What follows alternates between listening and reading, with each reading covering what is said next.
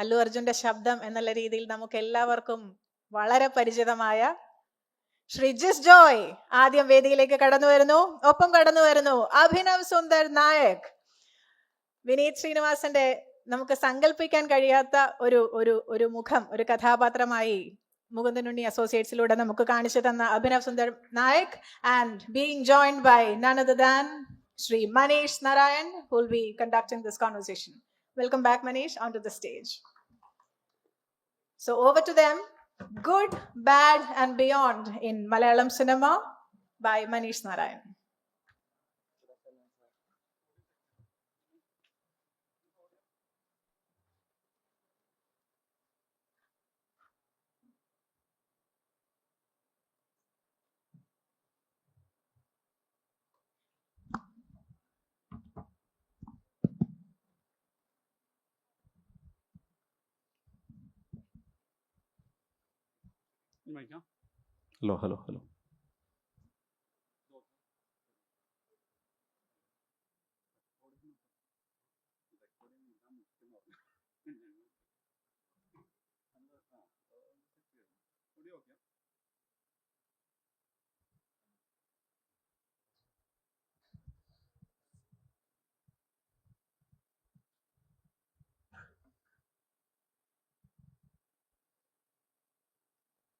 Hello.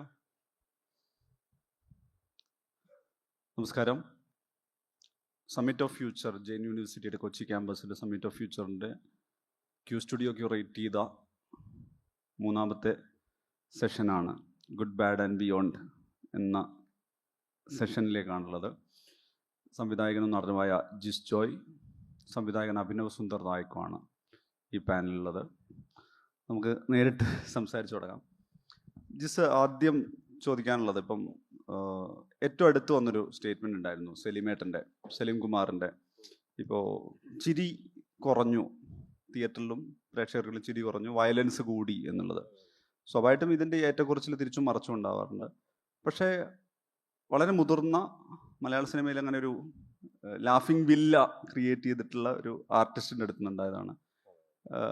അതിൻ്റെ ഒരു വസ്തുത എന്താണ്? പ്രേക്ഷകരുടെ അഭിരുചി മാറിയിട്ടുണ്ടോ, അല്ലെ ഫിലിം മേക്കേഴ്സ് ചിരിപ്പിക്കുന്നതിനേക്കാൾ എളുപ്പം കൊന്നു തള്ളാനാണെന്നൊക്കെ ആലോചിക്കുന്നുണ്ടോ? എനിക്ക് തോന്നുന്നത് ചിരി ഉള്ള സിനിമകൾ ഉണ്ടാക്കാൻ ബുദ്ധിമുട്ടാണ്.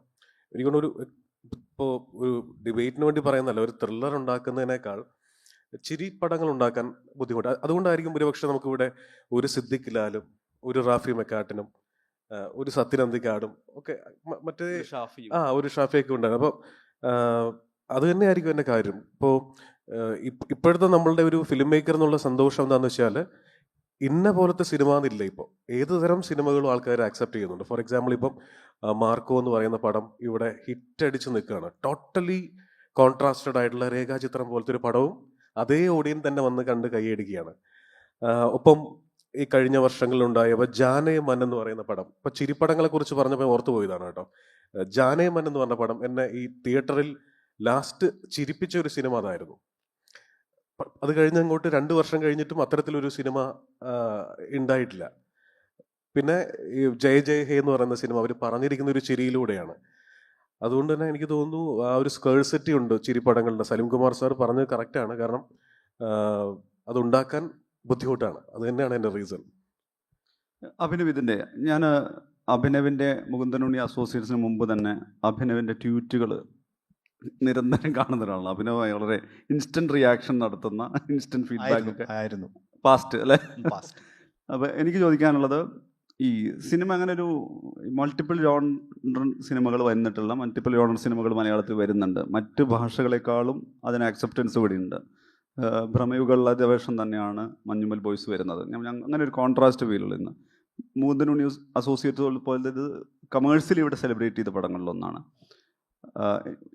അങ്ങനെ ഈ ഒരു ജോണർ വൈസ് ട്രെൻഡിങ് മാറുന്നു എന്നുള്ളതിനപ്പുറത്ത് നമ്മൾ ചിരിപ്പടങ്ങൾ വളരെയധികം കുറഞ്ഞു, അല്ലെങ്കിൽ ഈ പറഞ്ഞ ഒരു വയലൻസ്, അതിൻ്റെ ഒരു വയലൻസ് ഡ്രൈവ് ചെയ്യുന്ന തരത്തിലുള്ള സിനിമകൾക്ക് എണ്ണം കൂടി, ഒരു കൊറിയൻ വൈബൊക്കെ മലയാളത്തിൽ വരുന്നു എന്നൊക്കെയുള്ളൊരു പരാതി. ആ പരാതിയിൽ വല്ല വസ്തുതയുണ്ടോ?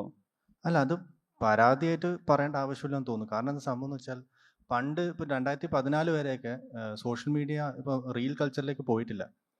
അപ്പം എനിക്ക് തോന്നുന്നു 2015 അമർ അക്ബർ ആൻ്റണി വന്നത്. അമർ അക്ബർ ആൻ്റണി നല്ലോണം ഹിറ്റായ പടമാണ്. അതിനുശേഷം കട്ടപ്പനയിലെ ഋതിക് റോഷൻ, ഇങ്ങനത്തെ പടങ്ങളൊക്കെ ഹിറ്റായിട്ടുണ്ട്. പക്ഷെ പതുക്കെ പതുക്കെ അത് കുറയാൻ കാരണം എനിക്ക് തോന്നുന്നത് എന്താ വെച്ചാൽ ഇപ്പം ഈ റീൽസിലൂടെ വി ആർ എൻ്റർടൈൻഡ്. പണ്ട് സിനിമ മാത്രമായിരുന്നു ഓഡിയൻസിന് ആകെയുള്ള എന്നൊരു മീഡിയം എൻ്റർടൈൻമെൻറ്റിന് വേണ്ടി. പിന്നെ സീരിയൽസ്, മെയിൻലി സിനിമ തന്നെയായിരുന്നു എൻ്റർടൈൻമെൻറ്റ്. ഇപ്പോൾ എൻ്റർടൈൻമെൻറ്റിന് കുറേ ഓപ്ഷൻസ് ഉണ്ട് നമുക്ക്. അപ്പം ഹ്യൂമറൊക്കെ നമുക്ക് ഇൻസ്റ്റാഗ്രാമിൽ തന്നെ കാണാൻ പറ്റും. അപ്പം ഹ്യൂമർ, ഈ സ്കിറ്റ് കോമഡികൾ ഇൻസ്റ്റാഗ്രാമിൽ ഓൾറെഡി ഉള്ളതുകൊണ്ട് നമുക്ക് പിന്നെ തിയേറ്ററിൽ പോയി കാണേണ്ട ആവശ്യമില്ലല്ലോ. അപ്പം പറയാത്ത തമാശകൾ ബാക്കിയില്ല. ഓരോ ദിവസം എടുത്തു നോക്കുമ്പോഴും നല്ല പുതിയ റീൽസ് കാണാം, പുതിയ പെർഫോമൻസ് വരുന്നുണ്ട്. അപ്പോൾ ഇതൊക്കെ കണ്ടിരിക്കുന്ന സമയത്ത് നമുക്ക് തിയേറ്ററിൽ പോയിട്ട് ഇത് ആസ്വദിക്കേണ്ട ആവശ്യമില്ലല്ലോ. ഓഡിയൻസിനാണെങ്കിലും ഫിലിം മേക്കേഴ്സിനാണെങ്കിലും ഇൻസ്പിറേഷൻ കിട്ടുന്നില്ല. കാരണം ഫിലിം മേക്കേഴ്സ് ഇത് കാണുന്നുണ്ടല്ലോ. അപ്പോൾ അവർക്ക് എന്ത് പുതിയ എഴുതും? തമാശ ഡെയിലി വന്നുകൊണ്ടിരിക്കുകയാണ്. അപ്പം അതെനിക്ക് തോന്നുന്നു ഓട്ടോമാറ്റിക്കലി കാലം മാറുന്നതനുസരിച്ചിട്ട് പലതും മാറിക്കൊണ്ടിരിക്കുമല്ലോ. അപ്പോൾ അതിൻ്റെ ഒരു ഭാഗമായിട്ട് കണ്ടാൽ മതി എന്ന് തോന്നുന്നു.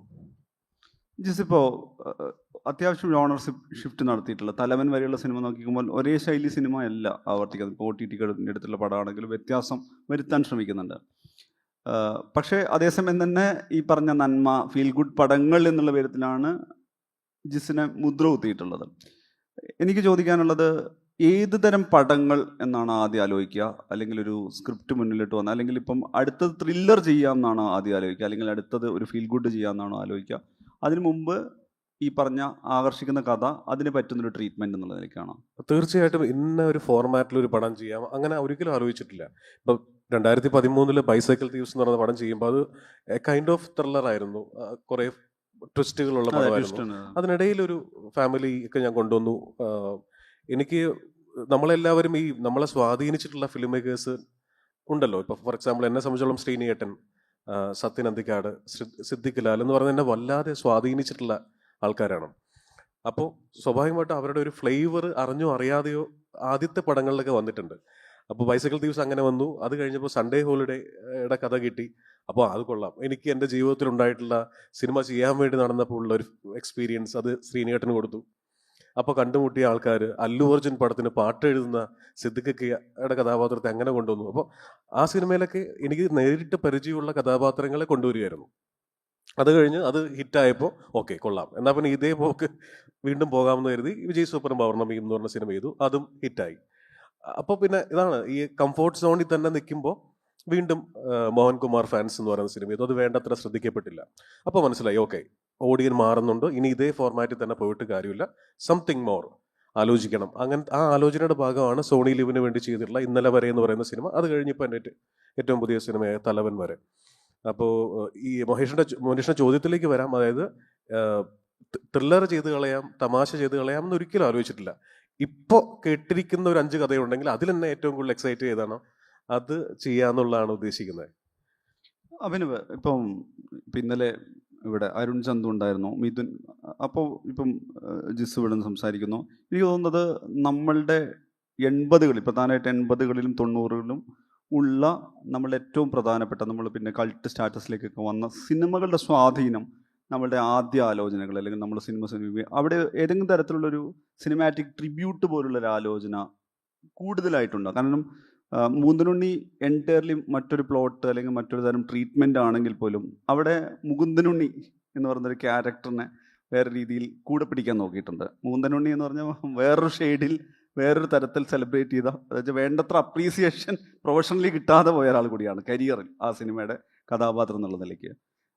ഒരുപാട് സിനിമകൾ കാണുന്ന, എല്ലാ ലാംഗ്വേജിൽ നിന്നും ഒരുപാട് സിനിമകൾ കാണുന്ന, അതിലൊക്കെ പ്രചോദനം ഉൾക്കൊണ്ട് ഉള്ള ഒരു ഫിലിം മേക്കർ എന്നുള്ള രീതിയിൽ എന്താണ് ഈ പറയുന്ന നമ്മൾ പിന്നിട്ട് പോയ സിനിമകളുടെ സ്വാധീനം എഴുത്തിൽ, ആലോചനയിൽ, ഫിലിം മേക്കിങ്ങിലൊക്കെ വല്ലാതെ കടന്നു വരാറുണ്ടോ? അത് എനിക്ക് തോന്നുന്നത് ഇനീഷ്യൽ സ്റ്റേജിൽ നമ്മൾ ആസ് എ ഫിലിം മേക്കർ നമ്മളത് എന്തായാലും വരും. കാരണം നമ്മൾ കണ്ട് ഇഷ്ടപ്പെട്ട സിനിമകളാണെങ്കിലും പണ്ട് വളർന്നിട്ടുള്ള സാഹചര്യങ്ങളൊക്കെ നമ്മൾ ഇൻസ്പയർ ചെയ്യുമല്ലോ. അപ്പോൾ ഇതൊക്കെ ഓട്ടോമാറ്റിക്കലി അത് വരും. പിന്നെ പതുക്കെ പതുക്കെ നമ്മൾ ഒറിജിനൽ സ്റ്റോറീസിലോട്ടും പിന്നെ കംപ്ലീറ്റ്ലി ന്യൂ ആയിട്ടുള്ള ടെറൈൻസിലോട്ടൊക്കെ പോകും. പിന്നെ എസ്പെഷ്യലി ഇപ്പോഴത്തെ എൻ്റെ കോ-റൈറ്ററായ വിമൽ ഗോപാലകൃഷ്ണൻ എപ്പോഴും എൻ്റെ അടുത്ത് പറയാറുണ്ട്, മറ്റേ മുകുന്ദനുണ്ണിയുടെ കോ-റൈറ്റർ. അപ്പോൾ അവന് ഈ മൊബൈൽ ഫോൺസ് യൂസ് ചെയ്യുന്ന സിനിമകൾ എഴുതാൻ താല്പര്യമില്ല. അപ്പോൾ അവൻ Possibility, possibility പീരീഡ് ഫിലിംസ് ചെയ്യാം. ഇപ്പം അവനിപ്പോൾ എഴുതിക്കൊണ്ടിരിക്കുന്നത് മാത്തുക്കുട്ടി സേവ്യറിന് വേണ്ടി എഴുതുന്നത് പീരീഡ് ഫിലിമാണ് 70s. അപ്പം ഇവന് എപ്പോഴും ഇതൊരു പ്രശ്നമാണ്, ഈ മൊബൈൽ ഫോൺസ് കാണുന്ന ഇഷ്ടമല്ല. അപ്പം എനിക്കൊന്ന് കുറച്ച് റൈറ്റേഴ്സിന് ഈ പ്രശ്നം ഉണ്ടെന്ന് തോന്നും. ഈ പണ്ട് കാലത്തെ ആ ഒരു ഈ മൊബൈൽ ഫോൺ വരുമ്പോൾ എല്ലാം എളുപ്പമായല്ലോ, ഒരു ചെറിയ ഒരു ത്രില്ലർ ആണെങ്കിൽ തന്നെ സോൾവ് ചെയ്യാൻ എളുപ്പമാണല്ലോ. പണ്ട് ഫോൺസും ഇതൊന്നും ഇല്ലാത്ത സമയത്ത് അങ്ങനത്തെ സീൻസ് എഴുതാൻ കുറച്ചുകൂടി ഈ കണ്ട് പരിചയിച്ച സാധനങ്ങളാകുമ്പോൾ, പണ്ട് നമ്മൾ കണ്ടു വളർന്ന സാധനങ്ങളാകുമ്പോൾ അതിനോടൊരു എപ്പോഴും നമുക്കൊരു സോഫ്റ്റ് സ്പോട്ട് ഉണ്ടാവുമല്ലോ. എനിക്ക് തോന്നുന്നു അതൊക്കെ ഈ നൊസ്റ്റാൾജിയൊക്കെ ബേസ് ചെയ്തിട്ട് തന്നെ ആയിരിക്കും തോന്നുന്നു. എനിക്കിത് മീശമാധവന്റെ എനിക്ക് തോന്നുന്നു, ഞാൻ പണ്ട് രാഗമില്ല ജോസ് തിയേറ്റർ തൃശ്ശൂർ രാവിലെ 11 മണി ഷോന് പോയിട്ട് ടിക്കറ്റ് കിട്ടാതെ ഞാൻ അവിടെ തന്നെ നിന്ന് അച്ഛനും അമ്മയും പോയി ഭക്ഷണം കഴിച്ച് വന്ന് വൈകുന്നേരത്തെ ഷോന് ഞാൻ അവിടെ തന്നെ ക്യൂ നിന്നിട്ട് ഞാൻ എടുത്ത ടിക്കറ്റാണ്. ഒരു ഫുൾ ഡേ ഞാൻ ആ സിനിമയ്ക്ക് വേണ്ടി വേസ്റ്റ്. അപ്പം അത്രയ്ക്കും മെമ്മറീസ് ഉണ്ട് ഈ പടത്തിനൊക്കെ. ഭയങ്കര ഇമ്പാക്റ്റും തന്ന സിനിമകളാണ് അന്നൊക്കെ. അപ്പോൾ ഓട്ടോമാറ്റിക്കലി ഇങ്ങനെ ഒരു സംഭവം വന്നപ്പം ഇതൊരു ട്രിബ്യൂട്ട് പോലെ ആക്കാമെന്ന് കരുതി ഇട്ടതാണ്. അപ്പം ഇതൊക്കെ നമ്മുടെ ഒരു സന്തോഷം, അത്രയേ ഉള്ളൂ, വേറെ ഒന്നുമില്ല. നൊസ്റ്റാൾജിയ. ജിസിനും അതിനോട് ചേർത്ത് പറയാനുണ്ടല്ലോ. ഞാൻ ഇപ്പം ജിസ് ഒരുപാട് തവണ പറഞ്ഞിട്ടുണ്ടെങ്കിൽ പോലും നമ്മുടെ സിനിമ ആലോചനകൾ നടത്തുമ്പോൾ നമ്മൾ പിന്നിട്ട ഫിലിം മേക്കർ, അല്ലെങ്കിൽ നമ്മൾ കണ്ടു തീരാത്ത സിനിമകൾ, അതിൻ്റെ സ്വാധീനം അതിനെ ഏതെങ്കിലും തരത്തിൽ ഇതിലേക്ക് കൊണ്ടുവരണം, ഇൻ്റഗ്രേറ്റ് ചെയ്യണം, അല്ലെങ്കിൽ ഏതെങ്കിലും തരത്തിലൊരു ട്രിബ്യൂട്ട് പോലെ വരണം. അത് ചിലപ്പോൾ മ്യൂസിക്കലി ആവാം, ചില ആക്ടേഴ്സിനെ പോലും. ഇപ്പം എനിക്ക് തോന്നുന്നത് ജിസ് ഒരു ദിവസം KPC ലളിത ചേച്ചിയെ കാസ്റ്റ് ചെയ്യുന്നതിന് പിന്നിൽ ആ ആക്ടറിനെ കൊണ്ട് തന്നെ എന്തെങ്കിലും ചെയ്യിക്കണം എന്ന് അവർ ചെയ്ത കഥാപാത്രങ്ങളോട് തോന്നുന്ന ഒരു അടുപ്പം കൊണ്ട് ആലോചനയായിട്ടും വരുന്നതാണല്ലോ. അതിപ്പോൾ പാട്ടുകളിലും അതുണ്ടായിട്ടുണ്ട്. ഇപ്പം ബൈസിക്കിൾ തീവ്സിൽ 1000 കണ്ണുമായി എന്നുള്ള പാട്ട് റീക്രിയേറ്റ് ചെയ്തിട്ടുണ്ട്. സൺഡേ ഹോളിഡേയിൽ കണ്ണീർ പൂവിൻ്റെ കവിളിൽ തലോടിയുണ്ട്. വിജയ് സൂപ്പറും പൗർണമിയിലും കുറേ പാട്ടുണ്ട്. മനസ്സൻ മടിയിൽ മാന്തളിരിലൊക്കെ ഉണ്ട്. അപ്പോൾ ഇതൊക്കെ ഈ നമ്മളെ ഈ അഭിനവ് പറഞ്ഞ പോലെ നമ്മളെ സ്വാധീനിച്ചിട്ടുള്ള, അല്ലെങ്കിൽ ഒരു സ്വിച്ച് ഇട്ട പോലെ നമ്മളെ പഴയ ഓർമ്മകളിലേക്ക് കൊണ്ടുപോകാൻ സാധിക്കുന്ന, നമ്മളെ കരയിക്കാൻ സാധിക്കുന്ന, നമ്മളെ ചിരിപ്പിക്കാൻ സാധിക്കുന്ന ചില കാര്യങ്ങൾ അത് സിനിമയിൽ കൊണ്ടുവരണമെന്ന് ആഗ്രഹമുണ്ട്. അതിനുവേണ്ടി പ്രവർത്തിച്ചിട്ടുണ്ട്. അപ്പോൾ ഒരുപക്ഷെ അതുകൊണ്ടൊക്കെ തന്നെ ആയിരിക്കും ഇപ്പോൾ ജെറി അമൽ ദേവിൻ്റെ പാട്ടുകളോട് നമുക്ക് എല്ലാവർക്കും ഒരു പ്രത്യേക താല്പര്യമുണ്ട്. അദ്ദേഹത്തിൻ്റെ പാട്ടുകളോട് ഒരേ സമയം കർണാട്ടിക്കുമാണ്, ഒരേ സമയം വെസ്റ്റേണും രണ്ടും കൂടെ ബ്ലെൻഡ് ചെയ്തുകൊണ്ടൊക്കെ പുള്ളി പാട്ടുകളുണ്ടാക്കിയത്. അപ്പോൾ അദ്ദേഹത്തെ പോലത്തെ ഒരാളെ എൻ്റെ സിനിമയിൽ കൊണ്ടുവന്ന് ഒരു പാട്ടെങ്കിലും ആസിഫ് അലി കൊണ്ട് പാടിപ്പിക്കാൻ അങ്ങനെയുള്ള ചില ആലോചന കൊണ്ട് സാധിച്ചു. പക്ഷേ സ്റ്റിൽ ഞാൻ പറയുന്നു മനുഷ്യ, അത് ഈ ഇപ്പോഴും റിപ്പീറ്റ് അടിച്ച് എന്തെങ്കിലും ഒരു ടെൻഷൻ മൊമെന്റ് ജീവിതത്തിൽ ഉണ്ടാവുമ്പോൾ, അല്ലെങ്കിൽ നാളെ ഒരു വലിയ ഷൂട്ട് നടക്കാൻ പോകുന്നു, രാത്രി ഒരു ഉറക്കമില്ലാത്ത ഒരു അവസ്ഥയൊക്കെ ഉണ്ടെങ്കിൽ ഞാൻ ഉറപ്പായിട്ടും യൂട്യൂബിൽ കയറി കാണുന്നത് റിലീജിയസ്ലി സിദ്ദിഖ് ലാലിൻ്റെ സിനിമകൾ മാത്രമാണ്. അതിപ്പോൾ ഒരു വിദേശയാത്ര പോകുമ്പോഴൊക്കെ ഒരല്പം സമയം കിട്ടിയാൽ ഒന്ന് റെഫ്രഷ്ഡ് ആവാൻ വേണ്ടി കാണുന്ന സിനിമകൾ അവരുടെ സിനിമകളാണ്. അതെന്തോ ഒരു മാജിക് അവരുടെ സിനിമയിലുണ്ട്. മനീഷ് ആദ്യം ചോദിച്ച ചോദ്യത്തിൻ്റെ ഒരു ഇതാണ് ഈ പറയുന്നത്. കാരണം നമുക്ക് ഈ വെർബൽ തമാശകൾ ഉണ്ടാക്കുക, അതിപ്പോൾ നമ്മൾ TV കാണുന്നുണ്ട്, അല്ലെങ്കിൽ റീൽസിലൂടെ കാണുന്നുണ്ട്. ഒന്ന് പറഞ്ഞു, അതിന് കൗണ്ടർ പറഞ്ഞു, അത്തരം തമാശകളോട് ഇപ്പോൾ ഓഡിയൻസിന് ഒരു താല്പര്യമില്ല.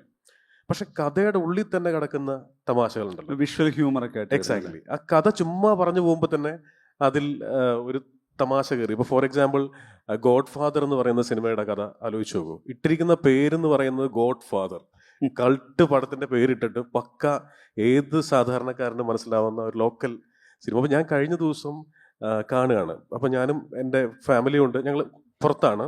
അപ്പം രാത്രി ഒരു 1 മണി മറ്റോ ആയി. ഇപ്പം യൂട്യൂബിൽ ഗോഡ് ഫാദർ വെച്ചിരിക്കുകയാണ്. അപ്പം മുകേഷ് ഏട്ടൻ പതുക്കെ മറ്റേ കനകയുടെ അടുത്ത് പോയിട്ട് ഇഷ്ടമാണ് എന്ന് പറയാൻ വേണ്ടി പോകുന്നു. കനക പറയുന്നു, സത്യം ചെയ്യാവോ? സത്യമൊന്നും ചെയ്യാൻ പറ്റില്ല. അല്ല, അമ്മയെ പിടിച്ച് സത്യം ചെയ്യാവോ എന്ന് പറയുമ്പോൾ പുള്ളി അവിടെ നിന്ന് നേരെ വിട്ടു പറഞ്ഞു. പുറത്ത് ജഗദീഷ് കാത്തു നിൽക്കുന്നു. വാടാ വിട്ടോ, എന്താ അവൾ അമ്മയെ വെച്ച് സത്യം ചെയ്യാൻ പറയുന്നു എന്ന് പറയുമ്പോൾ ജഗദീഷിന്റെ മറുപടി നിങ്ങൾ ആരെങ്കിലും ഓർക്കുന്നുണ്ടോ? എടാ, സത്യം ചെയ്താൽ ഇപ്പൊ എന്താ, 10 വർഷം മുമ്പ് മരിച്ചു പോയാൽ നിന്റെ അമ്മയ്ക്ക് ഇനി എന്ത് സംഭവിക്കാൻ എന്ന് പറയുന്ന പോലത്തെ നമ്മൾ എത്ര മസിൽ പിടിച്ചിരുന്നാലും ചിരിച്ചു പോകുന്ന തമാശകളുണ്ടല്ലോ. അപ്പോൾ അതിൻ്റെ ഒരു വല്ലാത്ത അഭാവം ഉണ്ട്. അത് അത്രയും ബ്രില്യൻ്റ് ആയിട്ടുള്ള റൈറ്റേഴ്സിന് മാത്രം സാധിക്കുന്ന കാര്യമെന്ന് ഞാൻ വിചാരിക്കുന്നു. അപ്പൊ അത്തരത്തിലുള്ള ഏതെങ്കിലും രീതിയിൽ കൊണ്ടുവരണമെന്ന് ആഗ്രഹമുണ്ട് സിനിമയിൽ. അതിനു വേണ്ടിയിട്ടുള്ള ശ്രമങ്ങൾ നടക്കുന്നുണ്ട്. ഈ അഭിനവിനോടും ജിസിനോടും ചേർത്ത് ചോദിക്കാവുന്ന സാധനം, നമ്മുടെ ഈ ടോപ്പിക്കിനോട് കണക്ട് ചെയ്തിട്ട്, ഈ മുമ്പ് മോഹൻലാലിൻ്റെ മീശവരി സിനിമകൾ വലിയ രീതിയിൽ സെലിബ്രേറ്റ് ചെയ്യുന്നൊരു കാലത്ത് രാവണപ്രഭു വന്നപ്പോൾ അതിൻ്റെ ക്ലൈമാക്സിൽ അല്ലെ രാവണപ്രഭുവിൻ്റെ തന്നെ അല്ല ഉസ്താദിൻ്റെ ക്ലൈമാക്സിലേക്കുള്ള സീനിൽ മോഹൻലാൽ കഥാപാത്രം മരുഭൂമിയിൽ മറ്റേ വാള് കുത്തിപ്പിടിച്ചിട്ട് ഈ പുതിയ തലമുറ വഴി തെറ്റും, അതുകൊണ്ട് ഞങ്ങൾ അക്രമത്തിൻ്റെ വഴിയില്ല എന്ന് പറഞ്ഞിട്ട് യൂസഫ് ഷാനെ എനിക്കൊന്ന് കൊല്ലാതെ വിടുക കണ്ടാണ്.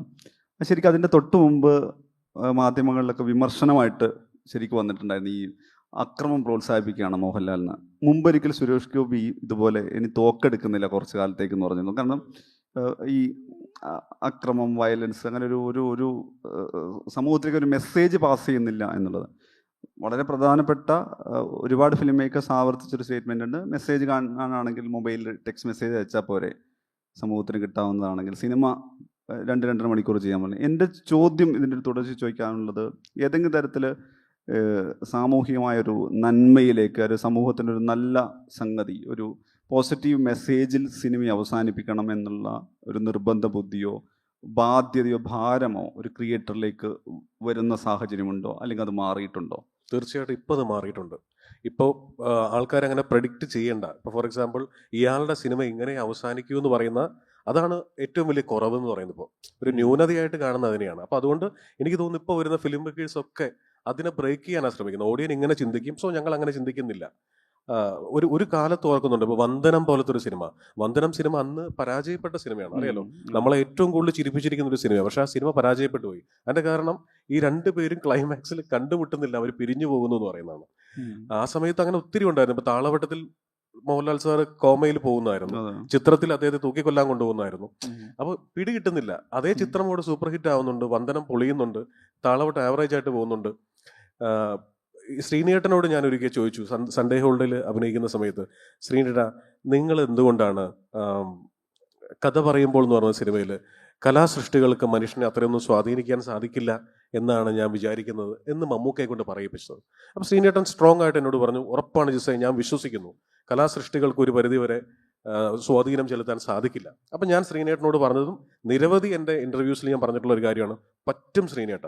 സ്ഫടികം എന്ന് പറയുന്ന സിനിമ എന്നെ സ്വാധീനിച്ചിട്ടുണ്ട്, ഓരോ വിദ്യാർത്ഥിയെയും മാതാപിതാക്കളെയും സ്വാധീനിച്ചിട്ടുണ്ട്. കിരീടം എന്ന് പറയുന്ന സിനിമ എന്നെ വല്ലാതെ സ്വാധീനിച്ചിട്ടുള്ള സിനിമയാണ്. അപ്പോൾ അങ്ങനെ നമുക്ക് പറയാൻ പറ്റുമോ സ്വാധീനിച്ചിട്ടില്ല എന്നുള്ളത്? സിനിമ നല്ല രീതിയിലും ചീത്ത രീതിയിലും ഉറപ്പായിട്ട്, കാരണം ഏറ്റവും വലിയ മാധ്യമമാണ്, അതായത് ഏറ്റവും കൂടുതൽ ആൾക്കാരെ ആകർഷിക്കുന്നൊരു. ഞാൻ ഒരിക്കൽ ഇത് ഇവിടെ ഈ ടോപ്പിക് ഇവിടെ നിൽക്കുമ്പോഴും ഇതിൻ്റെ കോൺട്രാസ്റ്റഡ് ആയിട്ടുള്ള ഒരു ചാപ്റ്ററും കൂടെ പറയാം.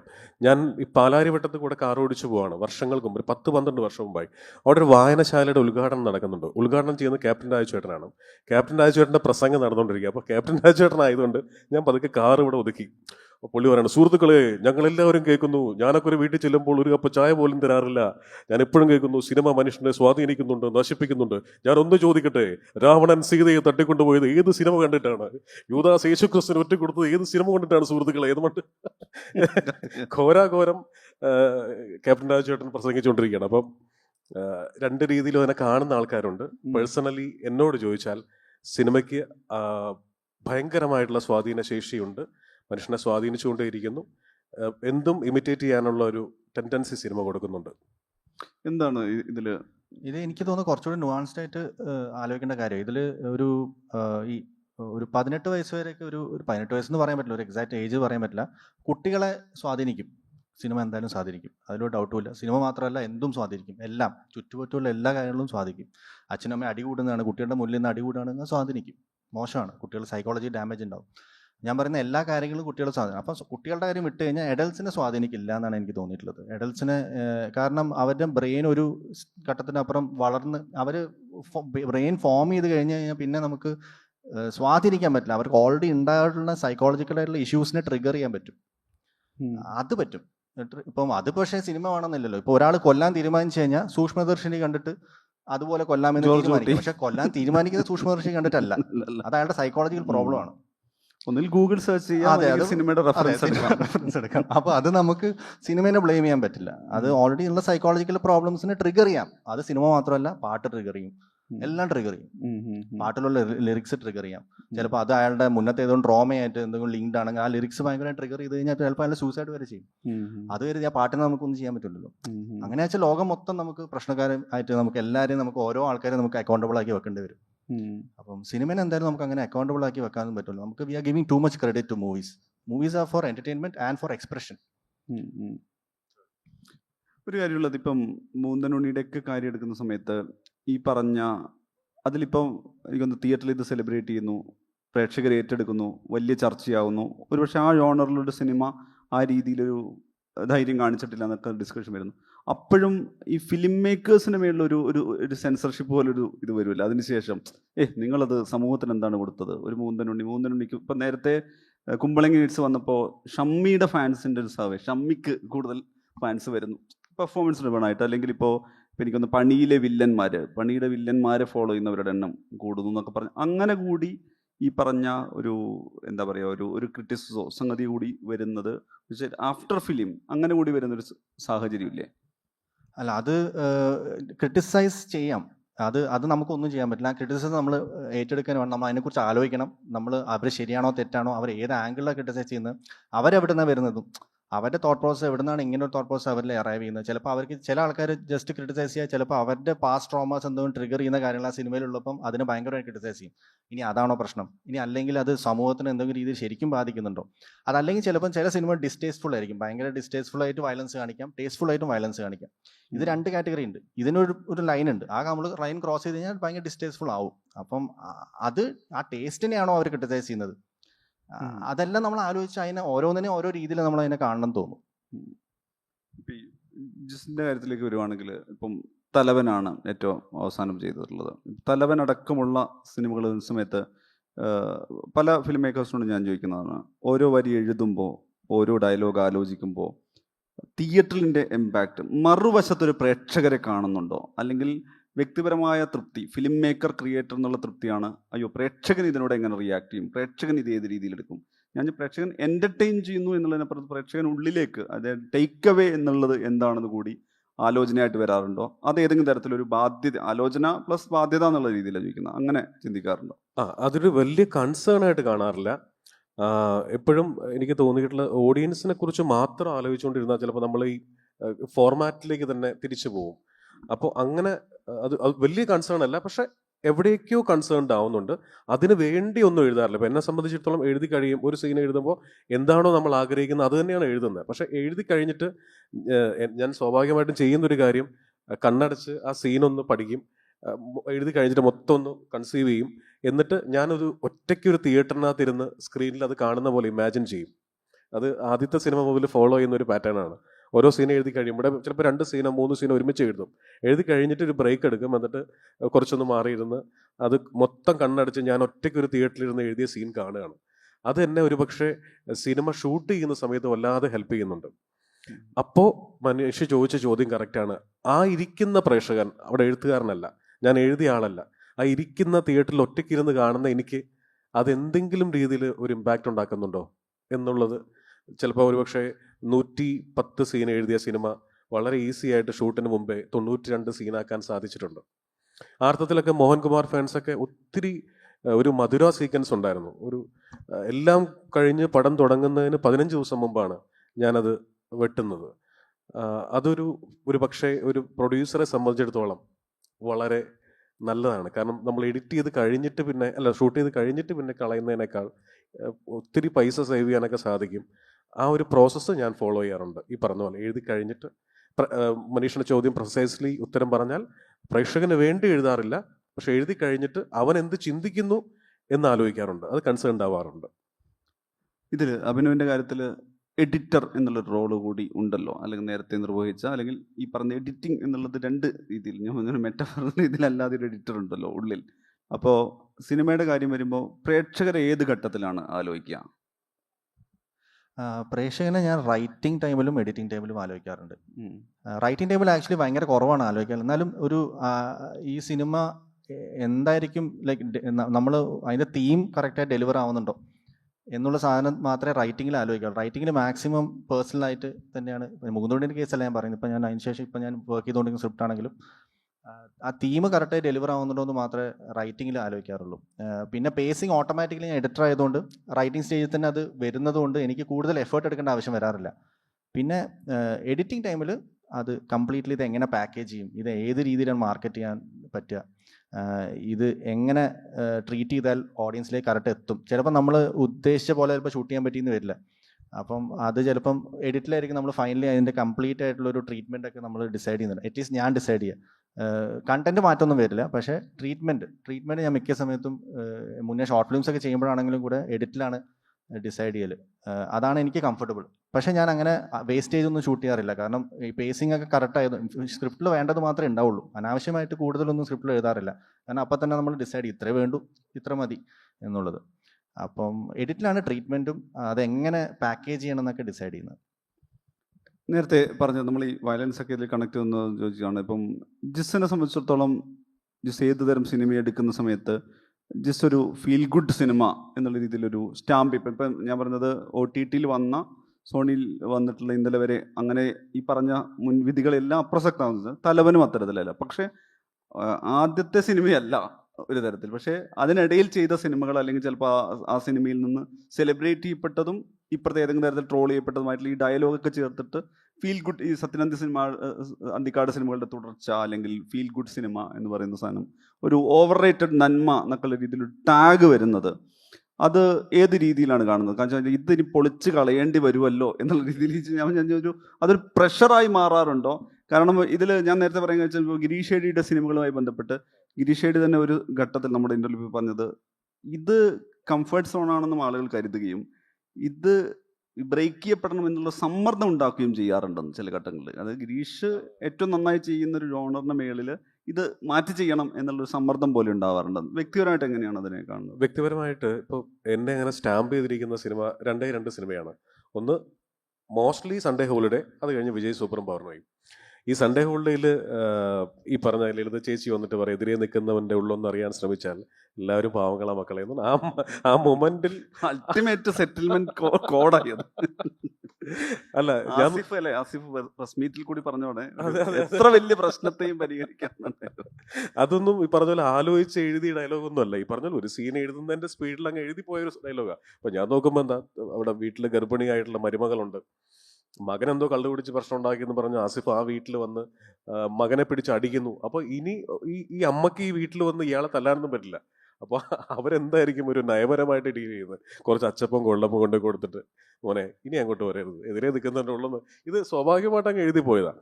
പക്ഷേ മനുഷ്യ എനിക്കിത് ഭയങ്കര സന്തോഷമാണ്. കാരണം എന്താ അറിയോ, ആൾക്കാർ എന്നെ ഈ 2 സിനിമ വെച്ച് ട്രോളുമ്പോൾ അത് 100 ദിവസം ഓടിയ സിനിമയിലാണ് ട്രോൾ ചെയ്യുന്നത്. പൊളിഞ്ഞു പോയ സിനിമയെ കുറിച്ചാണെങ്കിൽ ഞാൻ ദുഃഖിച്ചേനെ, അല്ലേ? സൺഡേ ഹോളിഡേ ഒരു ബിഗ് ഫ്ലോപ്പ് ആയിരുന്നു, വിജയ് സൂപ്പർ ഫ്ലോപ്പ് ആയിരുന്നെങ്കിൽ ഞാൻ ദുഃഖിച്ചേനെ, അയ്യോ ഞാൻ ചെയ്തു തെറ്റിപ്പോയി. 100 ദിവസം തിയേറ്ററിൽ നിറഞ്ഞു കളിച്ച സിനിമയെ വെച്ച് ട്രോളിക്കോട്ടെ. പക്ഷെ ട്രോളുന്ന എപ്പോഴാണ് മനുഷ്യ? ആ സിനിമ കളിച്ചിരുന്ന സമയത്ത് ട്രോളിയില്ലല്ലോ. ഇപ്പോ അതും ഞാൻ നിർത്തി, ഞാൻ ഇപ്പുറത്തേക്ക് കടന്ന് എത്രയോ കഴിഞ്ഞപ്പോഴാണ് ഇവര് ട്രോളാൻ തുടങ്ങുന്നത്. ഇപ്പുറത്തെത്തിയപ്പോഴാണ് ട്രോളുന്നത്. അപ്പോൾ ഞാൻ ഒന്നാമത്തെ കാര്യം ഏത് തരം ട്രോളും. പക്ഷെ അതുകൊണ്ട് കിട്ടിയൊരു സംഭവം ഉണ്ട് കേട്ടോ. ഈ സിനിമ ചെയ്യാൻ വേണ്ടിയിട്ട് നടക്കുന്ന സമയത്ത് ഞാൻ മനസ്സിൽ എന്നോട് തന്നെ പറഞ്ഞു ഉറപ്പിച്ചൊരു കാര്യമുണ്ട്. നിനക്ക് ജീവിതത്തിൽ സിനിമയിൽ എന്തെങ്കിലും ഒരു അടയാളം നിനക്കുണ്ടാക്കാൻ സാധിക്കണം. ഇവിടെ എല്ലാവരും സിനിമ ഷൂട്ട് ചെയ്യുന്നത് ഏതാണ്ട് ഒരേ ക്യാമറയിലാണ്. പക്ഷെ അമൽ നീരദ് ഷൂട്ട് ചെയ്യുന്ന ഒരു ഫ്രെയിം പോസ് ചെയ്തിട്ട് ഇത് നോക്കിയത് അമൽ നീരദിൻ്റെ ആണെന്ന് മനസ്സിലാവും, സത്യനന്ദിക്കാട്ടിൻ്റെ മനസ്സിലാവും, ലാൽ ജോസിൻ്റെ മനസ്സിലാവും, ഷൈജു ഖാലിദിൻ്റെ മനസ്സിലാവും. എല്ലാം ഒറ്റ ക്യാമറയിലാണ് ഷൂട്ട് ചെയ്യുന്നത്. അല്ലെങ്കിൽ മനസ്സിലായോ? അപ്പോൾ നമ്മൾ ഒരു അടയാളം ഉണ്ടാക്കണം, നമുക്കൊരു ഫ്ലേവർ ഉണ്ടാവണം, ഒരു ഫ്രാഗ്രൻസ് ഉണ്ടാവണം. ഇപ്പോൾ എനിക്ക് അഭിനവ് ഇവിടെ ഇരിക്കുമ്പോൾ വളരെ സന്തോഷമുണ്ട്. കാരണം ഞാൻ അറ്റ്ലീസ്റ്റ് 6 സിനിമയോളം ചെയ്തു. ഒറ്റ സിനിമ ചെയ്ത ഒരാൾ അയാളുടെ സിനിമ കൊണ്ട് അടയാളം ഉണ്ടാക്കി. എനിക്ക് ഭയങ്കര സന്തോഷമുണ്ട് അഭിനവ് ഇവിടെ ഇരിക്കുമ്പോൾ. അതൊരു ചെറിയ കാര്യമല്ല, ഒരു ഫ്ലേവർ ഉണ്ടാക്കാൻ അയാളുടെ സിനിമ കൊണ്ട് സാധിച്ചു. അപ്പോൾ അത് തന്നെ ഫോളോ ചെയ്യണം എന്നുള്ളതല്ല, ആ ഒരു മാർക്ക് ഉണ്ടാക്കൽ വെരി ഇമ്പോർട്ടൻ്റ് ആണ്, വളരെ ഇമ്പോർട്ടൻ്റ് ആണ്. അപ്പോൾ ട്രോൾസിനെ വളരെ ഹാപ്പി ആയിട്ടാണ് കാണുന്നത്.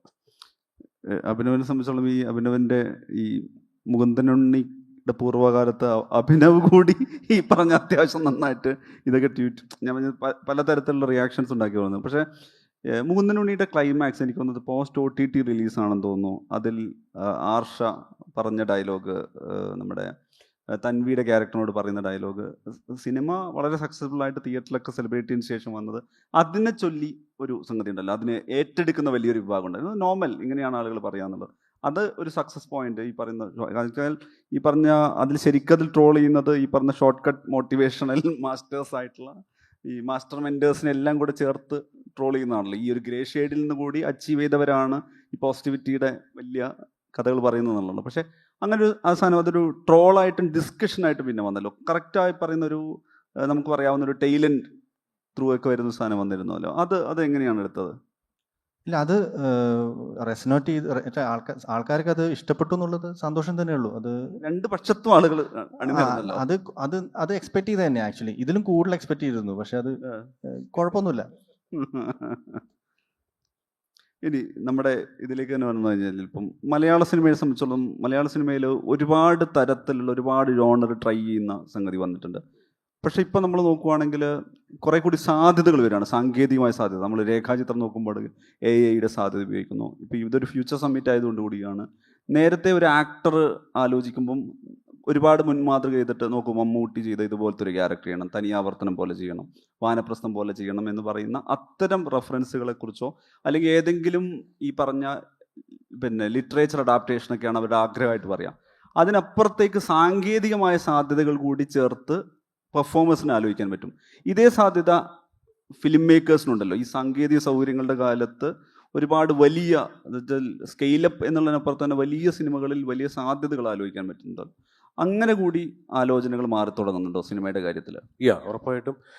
നമ്മൾ നേരത്തെ പറഞ്ഞ പോലെ എന്ത് തരം കണ്ടന്റും ഇപ്പൊ നമുക്ക് സിനിമയാക്കാം. ഇന്നത് വേണമെന്നില്ല, ഇന്ന ആൾ അഭിനയിക്കണം എന്നില്ല, ആരഭിനയിച്ചാലും മതി. കണ്ടന്റ് ഇപ്പൊ ഞാൻ പറഞ്ഞില്ലേ, ഷട്ടർ എന്ന് പറഞ്ഞ സിനിമ വിജയിച്ച നാടാണത്. അതിന് വലിയ രീതിയിലുള്ള അംഗീകാരം കിട്ടിയപ്പോൾ ഒന്ന് ആലോചിച്ചു, ആ രീതിയിലേക്ക് ഓഡിയൻസ് മാറി. ചെറിയ സിനിമകൾ കഴിഞ്ഞ 3 വർഷമായിട്ട് ഇറങ്ങിയ സിനിമകൾ നോക്കി അറിയാൻ പറ്റും, ഒത്തിരി ചെറിയ സിനിമകൾ വലിയ രീതിയിൽ സ്വീകരിക്കപ്പെട്ടു. അപ്പോൾ ആ രീതിയിൽ നമുക്ക് ഇനി ടെൻഷനില്ല, ഒരു ഫിലിം മേക്കർക്കും ആ ടെൻഷനില്ല. സ്വീകാര്യത കൂടി. ഒരു മലയാള സിനിമ ഇറങ്ങുന്നു, അടുത്ത ആഴ്ച ഈ പറയുന്ന റിവ്യൂ പറയുന്നത് ചെന്നൈയിലിരിക്കുന്ന ആളും പൂനെയിലിരിക്കുന്ന ആളും ബോംബെയിലിരിക്കുന്ന ആളും ഒക്കെയാണ് പറയുന്നത്. അപ്പോൾ അത്രയേറെ മലയാള സിനിമയെ ആൾക്കാർ ഇങ്ങനെ കാത്തിരിക്കുന്നു. അപ്പോൾ ഫിലിം മേക്കറായിട്ട് നിൽക്കുന്ന ഒരാൾക്ക് ഏറ്റവും അധികം സാറ്റിസ്ഫാക്ഷൻ കിട്ടുന്ന ഒരു പീരീഡിലാണ് നമ്മൾ നിൽക്കുന്നത്. ഒപ്പം സാങ്കേതിക വിദ്യ കൂടെ ഇങ്ങനെ മാറിയപ്പോൾ ഒരു എക്സാമ്പിൾ ഞാൻ പറയാം. ഇപ്പോൾ ബൈസൈക്കിൾ തീവ്സിൽ എൻ്റെ കൂടെ അസിസ്റ്റന്റ് ഡയറക്ടറായിട്ട് ഉണ്ടായിരുന്ന ആളാണ് രേഖാചിത്രത്തിൻ്റെ ഡയറക്ടർ ജോഫിൻ. അപ്പോൾ സൺഡേ ഹോളിഡേ ചെയ്ത് കഴിഞ്ഞ് സൺഡേ ഹോളിഡേ റിലീസായി കഴിഞ്ഞ് ഇമ്മീഡിയറ്റ്ലി ജോഫിൻ എന്നോട് വന്ന് പറയുന്ന കഥയാണ് രേഖാചിത്രം. അന്നും പേര് രേഖാചിത്രം തന്നെയായിരുന്നു. അപ്പം ഞാൻ മൊത്തം ഇരുന്ന് കേട്ട് കഴിഞ്ഞിട്ട് എനിക്ക് ഒരു രീതിയിലും ഇതിനെ പ്ലേസ് ചെയ്യാൻ പറ്റുന്നില്ല. എൻ്റെ കാരണം എന്താണെന്ന് വെച്ചാൽ അന്ന് AI എന്ന് പറഞ്ഞ സംഭവത്തെക്കുറിച്ച് നമ്മൾ ആലോചിച്ചിട്ടില്ല. അപ്പോൾ ജോഫിൻ കഥ പറയുമ്പോൾ മമ്മൂക്കയുണ്ട് അതിനകത്ത്. അപ്പം ഞാൻ ആലോചിക്കുന്നത് ഈ മമ്മൂക്കയെ നമ്മൾ എങ്ങനെ കൊണ്ടുവരും അതിനകത്ത്. മമ്മൂക്ക വരാതെ അത് ഫിനിഷ് ആവത്തില്ല, ആ സിനിമയ്ക്ക് ഈ പറയുന്ന ഇമ്പാക്റ്റിലേക്ക് കൊണ്ടുവരാൻ സാധിക്കില്ല. അപ്പം എന്ത് ചെയ്യും ജോഫിൻ? അതെങ്ങനെ നമ്മൾ ട്രീറ്റ് ചെയ്യും? അത് മമ്മൂക്ക അഭിനയിക്കണ്ടേ? അഭിനയിച്ചാൽ തന്നെ പഴയ മമ്മൂക്ക ആവില്ലല്ലോ, കാതോരത്തിലെ മമ്മൂക്കയെ കൊണ്ടുവരണ്ടേ എന്നൊക്കെ പറയുമ്പോൾ ജോഫിൻ ഇങ്ങനെ ഇരിക്കുന്നു. അപ്പോൾ ഞാൻ പറഞ്ഞു, ജോഫിൻ ഒരു കാര്യം ചെയ്യും, മറ്റൊരു സിനിമ അതിനുമുമ്പ് ചെയ്യും, ഇതവിടെ നിൽക്കട്ടെ, രണ്ടാമത്തെയോ മൂന്നാമത്തെ സിനിമയായിട്ട് രേഖാചിത്രം ചെയ്യും എന്ന് പറഞ്ഞിട്ടാണ് അന്ന് പിരിഞ്ഞത്. ജോഫിൻ വളരെ ക്ലവറായി പോയി പ്രീസ്റ്റ് ചെയ്തു. കറക്റ്റ് കാലചക്രം തിരിഞ്ഞു, AI പോലത്തെ സാങ്കേതിക വിദ്യ ഉണരുന്നു, ജോഫിൻ അത് ചെയ്യുന്നു, മനോഹരമായിട്ട് അത് സ്വീകരിക്കപ്പെടുന്നു. അപ്പോൾ അതൊരു അല്ലേ, അന്നത് സെർവ് ചെയ്തിരുന്നെങ്കിൽ ചിലപ്പോൾ ഇത്രയും മധുരം ഉണ്ടാവില്ലായിരിക്കും. ശരിയല്ലേ? അഭിനോടിനോട് ഇതേ ചോദ്യം ചോദിക്കാണ്ട് അതിൻ്റെ കൂടെ ചേർത്ത് ചോദിക്കാവുന്നത്, അഭിനവ് അടുത്തതായി അനൗൺസ് ചെയ്ത പടം മോളിവുഡ് ടൈംസ് എന്നുള്ള പേരിലാണ്. നമ്മൾ പെട്ടെന്ന് നോക്കുമ്പോൾ അത് ഒരു സോഷ്യൽ മീഡിയ അല്ലെങ്കിൽ മലയാള സിനിമയെ ഒരു സമയത്ത് കോയിൻ ചെയ്തൊരു വാക്ക് കൂടിയാണല്ലോ. അപ്പോൾ ഒരു സിനിമയെക്കുറിച്ചുള്ള ഒരു തോട്ട് എന്ന് പറയുന്ന സമയത്ത് ഏതെങ്കിലും തരത്തിൽ നമ്മുടെ ചുറ്റുവട്ടം നടന്ന കഥ, പുസ്തകത്തിൽ നിന്നുള്ള കഥ, അത്തരം ലിമിറ്റേഷനിൽ നിന്ന് മാറിപ്പോവാണല്ലോ. ഏത് തരം സാധ്യത ഉപയോഗിക്കാം നിങ്ങൾക്ക്. ഒരു ഒറ്റ ദിവസം 3 സോംബി പടങ്ങൾ അനൗൺസ് ചെയ്ത ഇൻഡസ്ട്രി കൂടിയാണിത്. അപ്പം ഒരുപാട് എന്ന് ഏത് ടെറൈനിലേക്കും പോവാം, ഏത് തരം ആലോചനയിലേക്കും പോവാം. എന്നാൽ സാങ്കേതികമായിട്ട് AI പോലുള്ള ഏത് തരം സാങ്കേതിക സൗകര്യങ്ങൾ ഉപയോഗപ്പെടുത്താമെന്നൊക്കെ ഉണ്ടല്ലോ. അപ്പോൾ പുതിയ ആലോചന വരുമ്പോൾ ഈ മോളിവുഡ് ടൈംസ് അടക്കം ചേർത്ത് ചോദിക്കണം, പുതിയ ആലോചന വരുന്ന സമയത്ത് അങ്ങനെ അതിനിങ്ങനെ ലിമിറ്റ് ചെയ്യേണ്ട ക്രിയേറ്റിവിറ്റി എന്ന തോന്നലിലേക്കാണ് എത്തുന്നത്. അത് ഡെഫിനറ്റ്ലി ഉണ്ട്. പക്ഷേ ഞാൻ അങ്ങനെ ഇതിനു വേണ്ടി ഇപ്പോൾ ഒരു ടെക്നോളജി യൂസ് ചെയ്യാൻ വേണ്ടിയും ആലോചിക്കാറില്ല. ഇപ്പോൾ മോളിവുഡ് ടൈംസ് ആണെങ്കിൽ അപ്പോൾ ആ പടത്തിൽ എന്താണോ വേണ്ടത് നമ്മൾ അതിന് ടെക്നോളജി അവൈലബിൾ ആണെങ്കിൽ അത് യൂസ് ചെയ്യും. അല്ലാതെ ഈ ടെക്നോളജി നമ്മൾ കണ്ടുവെച്ച് അത് യൂസ് ചെയ്യാൻ വേണ്ടി സ്റ്റോറീസ് ക്രിയേറ്റ് ചെയ്യാൻ എനിക്ക് അറ്റ്ലീസ്റ്റ് പറ്റില്ല. എനിക്ക് തോന്നുന്നു അങ്ങനത്തെ ഫിലിം മേക്കേഴ്സ് ഉണ്ട്. ഇപ്പോൾ ജെയിംസ് ക്യാമറനൊക്കെ അങ്ങനെ ഒരു പുതിയ ടെക്നോളജി ഏതോ ഒന്ന് കണ്ടുവെച്ചാൽ ഇത് യൂസ് ചെയ്യാൻ വേണ്ടി ഇത് ചെയ്യാന്നൊക്കെ പറഞ്ഞാൽ അങ്ങനത്തെ സയന്റിസ്റ്റ് ലെവൽ ഫിലിം മേക്കേഴ്സ് ഒക്കെ ഉണ്ടല്ലോ ലോകത്തിൽ. അത് എനിക്ക് ഇത്രയേ ഉള്ളൂ. കഥ ആലോചിക്കുന്ന സമയത്ത് അവിടെ എന്തെങ്കിലും ടെക്നോളജി നല്ലത് ഇപ്പം അവൈലബിൾ ആയിട്ടുള്ള ലേറ്റസ്റ്റ് ആയിട്ടുള്ള സാധനം അത് കഥയ്ക്ക് സെർവ് ചെയ്യുമെങ്കിൽ യൂസ് ചെയ്യുന്നേ ഉള്ളൂ. അപ്പോൾ അതിൻ്റെ മേലോട്ടൊന്നും ചിന്ത പോകാറില്ല. സിമ്പിൾ. നമുക്ക് ഓഡിയൻസിൻ്റെ സൈഡിൽ നിന്നുള്ള ക്വസ്റ്റ്യൻസും കൂടി.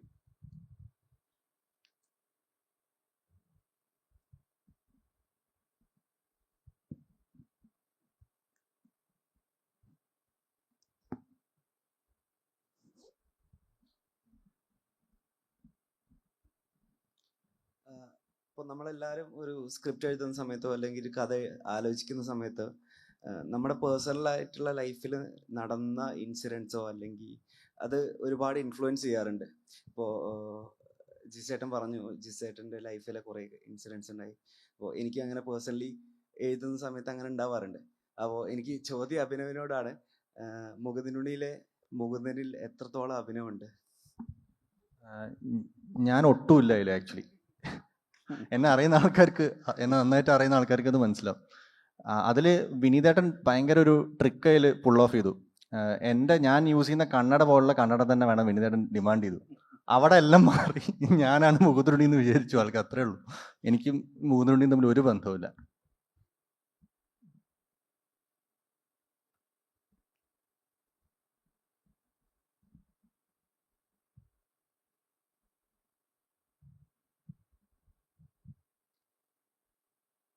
പുറകിലിട്ടാണ് ഏറ്റവും അങ്ങോട്ട്.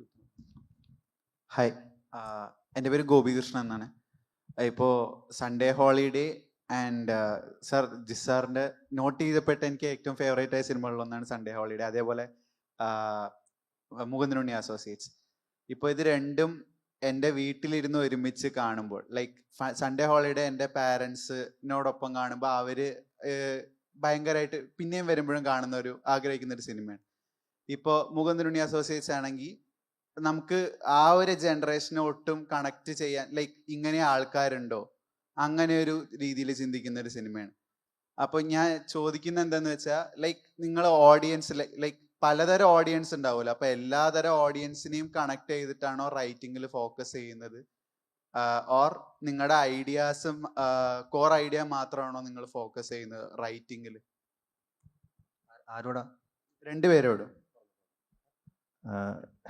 ഇതിപ്പം മുകുന്ദനുണ്ണിയുടെ കേസ് ഞാൻ പറയാം. ഞാൻ ആ ഒരു സിനിമയിലേ ചെയ്തിട്ടുള്ളൂ. അപ്പം അത് എഴുതുമ്പോൾ നമുക്കറിയാം അതിനൊരു ലിമിറ്റഡ് ഓഡിയൻസേ ഉള്ളൂ. അതൊരു നീഷായിട്ടുള്ളൊരു ഓഡിയൻസിന് മാത്രം കേറ്റർ ചെയ്യുന്ന, അല്ലെങ്കിൽ ഒരു പെർട്ടിക്കുലർ ഏജ് ഗ്രൂപ്പിലുള്ള ആൾക്കാർക്ക് മേലോട്ടുള്ള ഏജ് ഗ്രൂപ്പിൽ ചിലപ്പോൾ ആൾക്കാർക്ക് വർക്കായിന്ന് വരില്ല എന്നുള്ളതൊക്കെ നമുക്ക് ധാരണയുണ്ടായിരുന്നു. അതുകൊണ്ട് തന്നെ നമ്മൾ ബഡ്ജറ്റ് നല്ലോണം ചുരുക്കിയിട്ടാണ് ചെയ്തത്. അപ്പം നമ്മൾ ബേസിക്കലി ഇത്രയേ ഉള്ളൂ. എനിക്ക് നമ്മൾ ചെയ്യാൻ ഉദ്ദേശിക്കുന്ന സാരം ഞാൻ ആലോചിക്കുന്നത് അത്രയേ ഉള്ളൂ. എനിക്ക് ഇതാണ് ചെയ്യാൻ ഇപ്പോൾ ആഗ്രഹമെന്ന് തോന്നുകയാണെങ്കിൽ അത് ചെയ്യുക. ചെയ്യുന്ന സമയത്ത് അത് വൃത്തിക്ക് ചെയ്യുക, മാക്സിമം കൺവിക്ഷനോടെ ചെയ്യുക, അതിൽ വെള്ളം കലക്കാതെ ചെയ്യുക. എല്ലാവർക്കും അപ്പീൽ ചെയ്യണമെന്ന് കരുതി വീണ്ടും കുറച്ച് കോമഡി സീൻസ് ആഡ് ചെയ്ത്, അല്ലെങ്കിൽ പറഞ്ഞ പോലെ ഒരു ഫാമിലി സെൻറ്റിമെൻറ്റ്സ് ആഡ് ചെയ്ത് അയാളെ നല്ലവനാക്കുക, അല്ലെങ്കിൽ എന്തെങ്കിലും രീതിയിലൊക്കെ മാറ്റി ചെയ്യുന്നതിന് നല്ലത് നമുക്ക് കൺവിക്ഷനുള്ള സാധനം അതേപോലെ ഡെലിവർ ചെയ്യുക. പക്ഷേ അത് ചെയ്യുന്ന സമയത്ത് നമ്മൾ നമ്മുടെ ഓഡിയൻസ് എത്രത്തോളം നമ്മൾ ഈ പടത്തിനെ റിസീവ് ചെയ്യുമെന്ന് ആലോചിച്ച് അതിനനുസരിച്ച് ബഡ്ജറ്റ് ചെയ്ത് ചുരുക്കി മാക്സിമം ലോ ബഡ്ജറ്റിൽ ചെയ്ത് കഴിഞ്ഞാൽ നമുക്ക് ഇഷ്ടമുള്ള പോലെ തന്നെ ചെയ്യാൻ പറ്റും. ഇപ്പം മോളിവുഡ് ടൈംസ് നേരെ മറിച്ച് അത് ഇത്രയും കൂടെ വൈഡർ ഓഡിയൻസിന് കേറ്റർ ചെയ്യുന്ന സിനിമയാണ്. അത് വളരെ കമേഴ്ഷ്യലി വയബിൾ ആയിട്ടുള്ള ഫിലിമായിട്ടാണ് എനിക്ക് പേഴ്സണലി ഫീൽ ചെയ്യുന്നത്. അതുകൊണ്ട് തന്നെ അത് കുറച്ചുകൂടെയൊക്കെ വലിയ ബഡ്ജറ്റ് ഉണ്ടാവും, അതിൻ്റേതായിട്ടുള്ള രീതിയിൽ അതിന് അപ്പീൽ ഉണ്ടാവും. ഓരോ സിനിമ എടുക്കുമ്പോൾ അത് കഴിഞ്ഞിട്ട് ചിലപ്പോൾ കംപ്ലീറ്റ്ലി വേറെ മുകുന്ദനുണ്ണി സോണിലുള്ള സിനിമ ആയിരിക്കും ഞാൻ ചെയ്യുക. അപ്പോൾ അത് ഞാൻ അതിനനുസരിച്ച് ബഡ്ജറ്റ് ഞങ്ങൾ ചുരുക്കും. അപ്പം ബഡ്ജറ്റ് നമുക്ക് കൺട്രോൾ ചെയ്ത് കഴിഞ്ഞാൽ പടം എല്ലാ രീതിയിലും സേഫ് ആവുമെന്നാണ് എനിക്ക് തോന്നുന്നത്. എനിക്ക് തോന്നുന്നു ഒരു ഫിലിം മേക്കറുടെ ടേസ്റ്റ് ഉറപ്പായിട്ടും അവരുടെ സിനിമയിൽ ഉറപ്പായിട്ടും അത് വരും. അത് നമ്മൾ പറയില്ലേ, ഇപ്പോൾ 25 വയസ്സുള്ളപ്പോൾ എന്നെ ദേഷ്യം പിടിപ്പിച്ച പല കാര്യങ്ങളും ഇപ്പം എന്നെ ദേഷ്യം പിടിപ്പിക്കുന്നില്ല, അല്ലെങ്കിൽ എന്നെ പ്രകോപിതനാക്കിയ കാര്യങ്ങൾ ഇപ്പോൾ ഒരു 44 വയസ്സിൽ നിൽക്കുമ്പോൾ എന്നെ പ്രകോപിതനാക്കുന്നില്ല. ആ പ്രായത്തിൻ്റെ മാറ്റങ്ങളും അതനുസരിച്ചുള്ള അഭിരുചിയുടെ മാറ്റങ്ങളും വരും എന്ന് ഞാൻ വിശ്വസിക്കുന്നു. ഇപ്പോൾ സൺഡേ ഹോളിഡേ എന്ന് പറയുന്ന പടം താങ്കൾ പറഞ്ഞ പോലെ അത് റിലീസാവുന്നത് 2017 പക്ഷെ അത് ഞാൻ കൺസീവ് ചെയ്യുന്നത് 2013 അന്ന് ഈ രീതിക്കുള്ള ഒരു സോഷ്യൽ മീഡിയയോ അങ്ങനത്തെ ഇത്തരത്തിലുള്ള ഓൺലൈൻ മീഡിയാസോ അങ്ങനെയൊന്നുമില്ല. പഴയ ഒരു സിനിമയുടെ ചട്ടക്കൂട് തന്നെയാണ് ആലോചിച്ചത്. അപ്പോൾ അത്തരത്തിലൊരു സിനിമ ചെയ്യാൻ വലിയ ഗഡ്സിൻ്റെ ആവശ്യമില്ല. ഒരു നല്ല പ്രൊഡ്യൂസർ ഉണ്ടാവുക, കാരണം സപ്പോർട്ടീവായിട്ട് ശ്രീനികേട്ടനുണ്ട്, ലാലുവേട്ടനുണ്ട്, ആശാ ശരത് അഭിനയിക്കുന്നുണ്ട്, ഈ ആസിഫ് അലി, അപർണ ബാലമുരളി, സിദ്ദൊക്കെ, അങ്ങനെ ഒരു വലിയ താരനിരയുണ്ട്. അപ്പോൾ അങ്ങനെ ഒരു സിനിമ ചെയ്യാൻ വലിയ ഗഡ്സ് വേണ്ട, നമുക്ക് ആ ഒരു സെൻസ് മാത്രം മതി. പക്ഷേ അഭിനവ് ചെയ്ത ഈ പടത്തിന് അതൊരു ഗഡ്സും കൂടെ വേണം. അതിൻ്റെ ഉത്തരമാണ് അഭിനവ് പറഞ്ഞത്. ബജറ്റ് ഫ്രണ്ട്ലി ആയിരിക്കണം, കാരണം അതൊരു പരീക്ഷണമാണ്. വർക്കൗട്ട് ആയില്ലെങ്കിൽ അങ്ങനെ ചീറ്റി പോകാൻ സാധ്യതയുള്ള ഒരു പരീക്ഷണമാണ്. അപ്പോൾ വിനീത് ശ്രീനിവാസനെ പോലെ നന്മയുടെ വക്താവായ അല്ലെങ്കിൽ സ്നേഹസമ്പന്നമായ സിനിമകളും ഒക്കെ എടുത്തിരുന്ന വിനീത് ശ്രീനിവാസൻ അതിൽ നായകനായിട്ട് അഭിനയിച്ചു എന്ന് പറയുന്നതാണ് അതിൻ്റെ ഹൈലൈറ്റ്. പിന്നെ ഞാൻ എപ്പോഴും പറയും വിനീതിൻ്റെ അടുത്ത്, വിനീതിനെ എനിക്ക് വർഷങ്ങളായിട്ട് അറിയാവുന്ന ഒരാളാണ്. ചാപ്പാക്കുരിശ് എന്ന് പറയുന്ന സിനിമ കണ്ടു കഴിഞ്ഞപ്പോൾ ഞാൻ വിനീതിനെ വിളിച്ച് പറഞ്ഞതാണ്, വിനീതെ ഇത്രയും എനിക്ക് വിനീതിനെ അറിയാം, വിനീത് എത്ര പാവമാണെന്നും എത്ര സോഫ്റ്റ് ആണെന്നും എനിക്കറിയാം, എന്നിട്ട് പോലും എനിക്ക് വിനീതിനായിട്ട് ഒരു ഒറ്റ പൊട്ടിക്കൽ തരാൻ വേണ്ടി തോന്നിയ സിനിമ കഴിഞ്ഞപ്പോൾ അത്ര ഇമ്പാക്റ്റ് ഉണ്ടാക്കാൻ ആ സിനിമയ്ക്ക് സാധിച്ചു. അപ്പോൾ അതേ പറഞ്ഞ ആ ഒരു കംഫോർട്ട് സോണിൽ നിന്ന് പുറത്ത് കടക്കുന്ന അല്ലെങ്കിൽ പുറത്ത് കടക്കാൻ ശ്രമിക്കുന്ന, ഫോർ എക്സാമ്പിൾ ഇപ്പോൾ നമ്മുടെ ഗഗനചാരി പോലത്തെ പടങ്ങൾ, നമ്മൾ അത്തരം ഫിലിം മേക്കേഴ്സിനെ നമ്മൾ വല്ലാതെ അപ്രീഷിയേറ്റ് ചെയ്യണം. കംഫോർട്ട് സോൺ പൊളിക്കൽ എല്ലാവർക്കും സാധിക്കുന്ന ഒരു കാര്യമല്ല.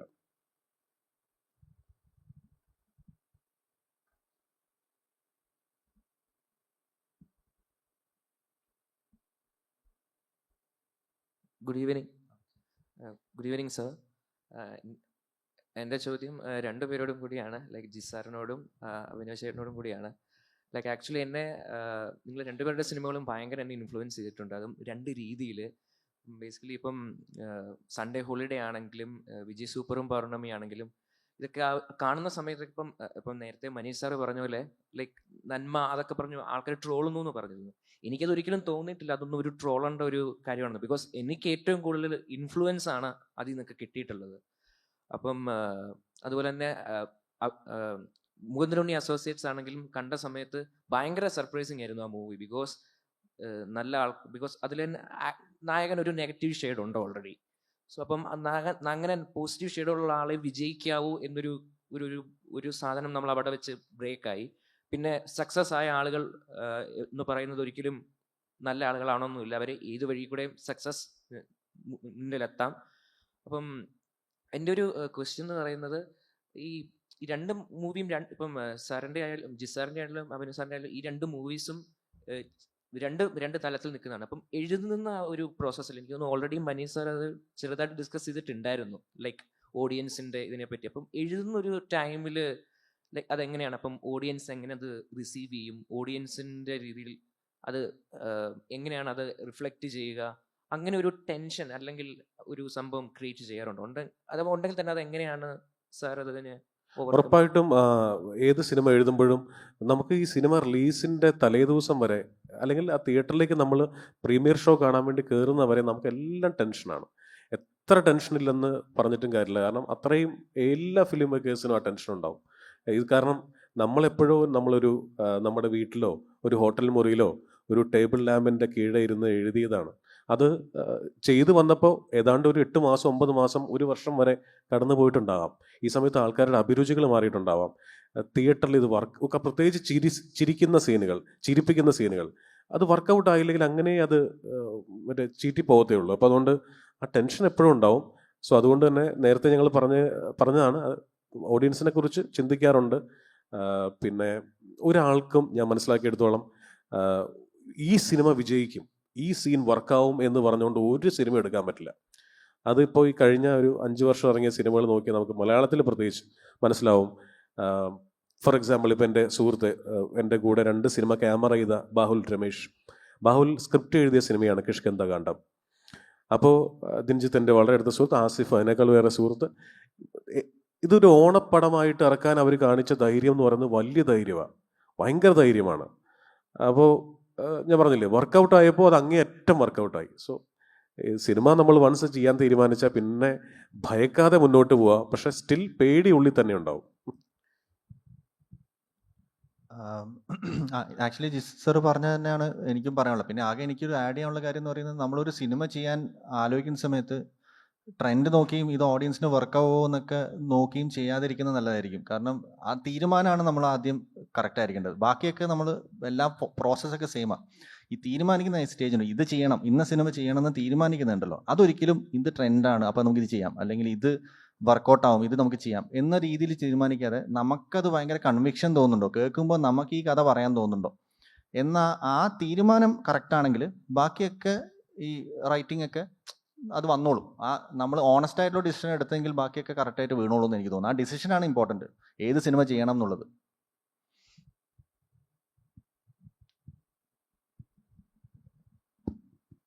ഇതൊരു ക്യൂരിയോസിറ്റി ക്വസ്റ്റ്യൻ മാത്രമാണ്. ഇപ്പോൾ ഒരുപാട് ഇൻഫ്ലുവൻസേഴ്സ് ഒക്കെ they are doing a great job, they are having a lot of audience. അപ്പോൾ you both as directors for casting, do you prefer looking at available options from influencers, or do you still prefer going the other way, how you have been usually doing it? Influencers എന്ന് മാത്രമല്ല, ഇപ്പോൾ ഞാൻ ഒരു സിനിമയോ അല്ലെങ്കിൽ ഒരു add ഫിലിമോ ചെയ്യുന്ന സമയത്ത് reels follow ചെയ്യാറുണ്ട്. ആ സമയത്ത് ഒരുപാട് സ്ക്രീൻ യൂസ് ചെയ്യുന്ന ഒരാളല്ല ഞാൻ. പക്ഷേ നമുക്കൊരു ആവശ്യമുള്ളപ്പോൾ, പ്രത്യേകിച്ച് ഒരു ഓഡീഷൻ, പണ്ടൊക്കെ അങ്ങനെയാണല്ലോ, ഓഡീഷൻ ഇപ്പോഴും നടക്കുന്നുണ്ട്. പക്ഷേ ഞാൻ കുറച്ചുകൂടെ ഭയങ്കര കഴിവുള്ള ആൾക്കാരെ ഇതിൽ കണ്ടിട്ടുണ്ട്. ഒത്തിരി പേര് എൻ്റെ പരസ്യങ്ങളിലാണെങ്കിലും സിനിമയിലാണെങ്കിലും ഈ ഇൻസ്റ്റഗ്രാം വഴിയൊക്കെ കിട്ടിയിട്ടുണ്ട്. അപ്പോൾ ഞാനത് വളരെയധികം ഒബ്സർവ് ചെയ്യുകയും അതിൽ നിന്ന് വളരെ രസകരമായി തോന്നിയ, അത് ആരും ആയിക്കോട്ടെ, ഏത് പ്രായത്തിലുള്ള ആളും ആയിക്കോട്ടെ, നമ്മൾക്ക് ഈ മെസ്സേജ് അയക്കാനുള്ള ഓപ്ഷൻ ഉണ്ട്. നമുക്ക് അവരുടെ നമ്പർ മേടിക്കാം, സംസാരിക്കാം, ഇന്ന സ്ഥലത്ത് ഓഡീഷന് വിളിക്കാം. അപ്പോൾ ടെക്നോളജി മാറിയപ്പോൾ അതൊക്കെ ഒരു ഫിലിം മേക്കർ എന്നുള്ള രീതിയിൽ വല്ലാതെ ഉപയോഗപ്പെടുത്തുന്നുണ്ട് ശരിക്കും. ഇത് സെയിം ആണ്. നമ്മൾ അങ്ങനെ ഇപ്പം ഇൻഫ്ലുവൻസേഴ്സിന് ഇൻഫ്ലുവൻസിന് ഇത്ര ഫോളോയിങ് ഉണ്ടെന്ന് കരുതി ഒരിക്കലും എടുക്കാറില്ല. നമുക്ക് നമ്മുടെ ക്യാരക്ടറിന് കറക്റ്റ് ആണെങ്കിൽ അത് ഇൻഫ്ലുവൻസർ ആണെങ്കിലും നമ്മളത് ഓക്കെയാണ്. അതിപ്പം ആസ്പയറിംഗ് ആയിട്ടുള്ള വേറെ ആക്ടേഴ്സ് ഈ ഓഡിഷൻസിന് വരുന്ന സമയത്ത് അവരാണെങ്കിലും നമുക്ക് ആ ക്യാരക്ടർ നമുക്ക് സൂട്ട് ആവുന്നുണ്ടോ എന്ന് മാത്രമേ നോക്കാറുള്ളൂ. അതിൻ്റെ മേലോട്ട് നമ്മൾ അധികം നോക്കാറില്ല. നിങ്ങൾ ആക്സസിബിൾ ആണോ through Instagram for the normal crowd? Of course, തീർച്ചയായിട്ടും. ഇപ്പൊ നമ്മൾ വാഴ എന്നൊക്കെ പറഞ്ഞ പടത്തിൽ കണ്ടില്ലേ, നമ്മൾ ഒരു രീതിയിലും അല്ല, ഒരു നാടകത്തിന്റെ പിൻബലമോ മിമിക്രിയുടെ പിൻബലമോ ഒന്നുമില്ലാതെ തന്നെ ഈ സോഷ്യൽ മീഡിയയിലൂടെ കണ്ട ആൾക്കാർ തന്നെയാണ് അത് മെജോറിറ്റി അഭിനയിച്ചിരിക്കുന്നത്. അപ്പം അത്രയേറെ കണക്റ്റഡ് ആണ്. ഒരു മെസ്സേജ് അയച്ചാൽ ആരാ കാണാത്തത്? കൂടിപ്പോയ ഒരു ദിവസം കാണില്ലായിരിക്കും, നെക്സ്റ്റ് ഡേ നമ്മൾ കണ്ടിരിക്കും, ഉറപ്പായിട്ടും കണ്ടിരിക്കും. Thank U.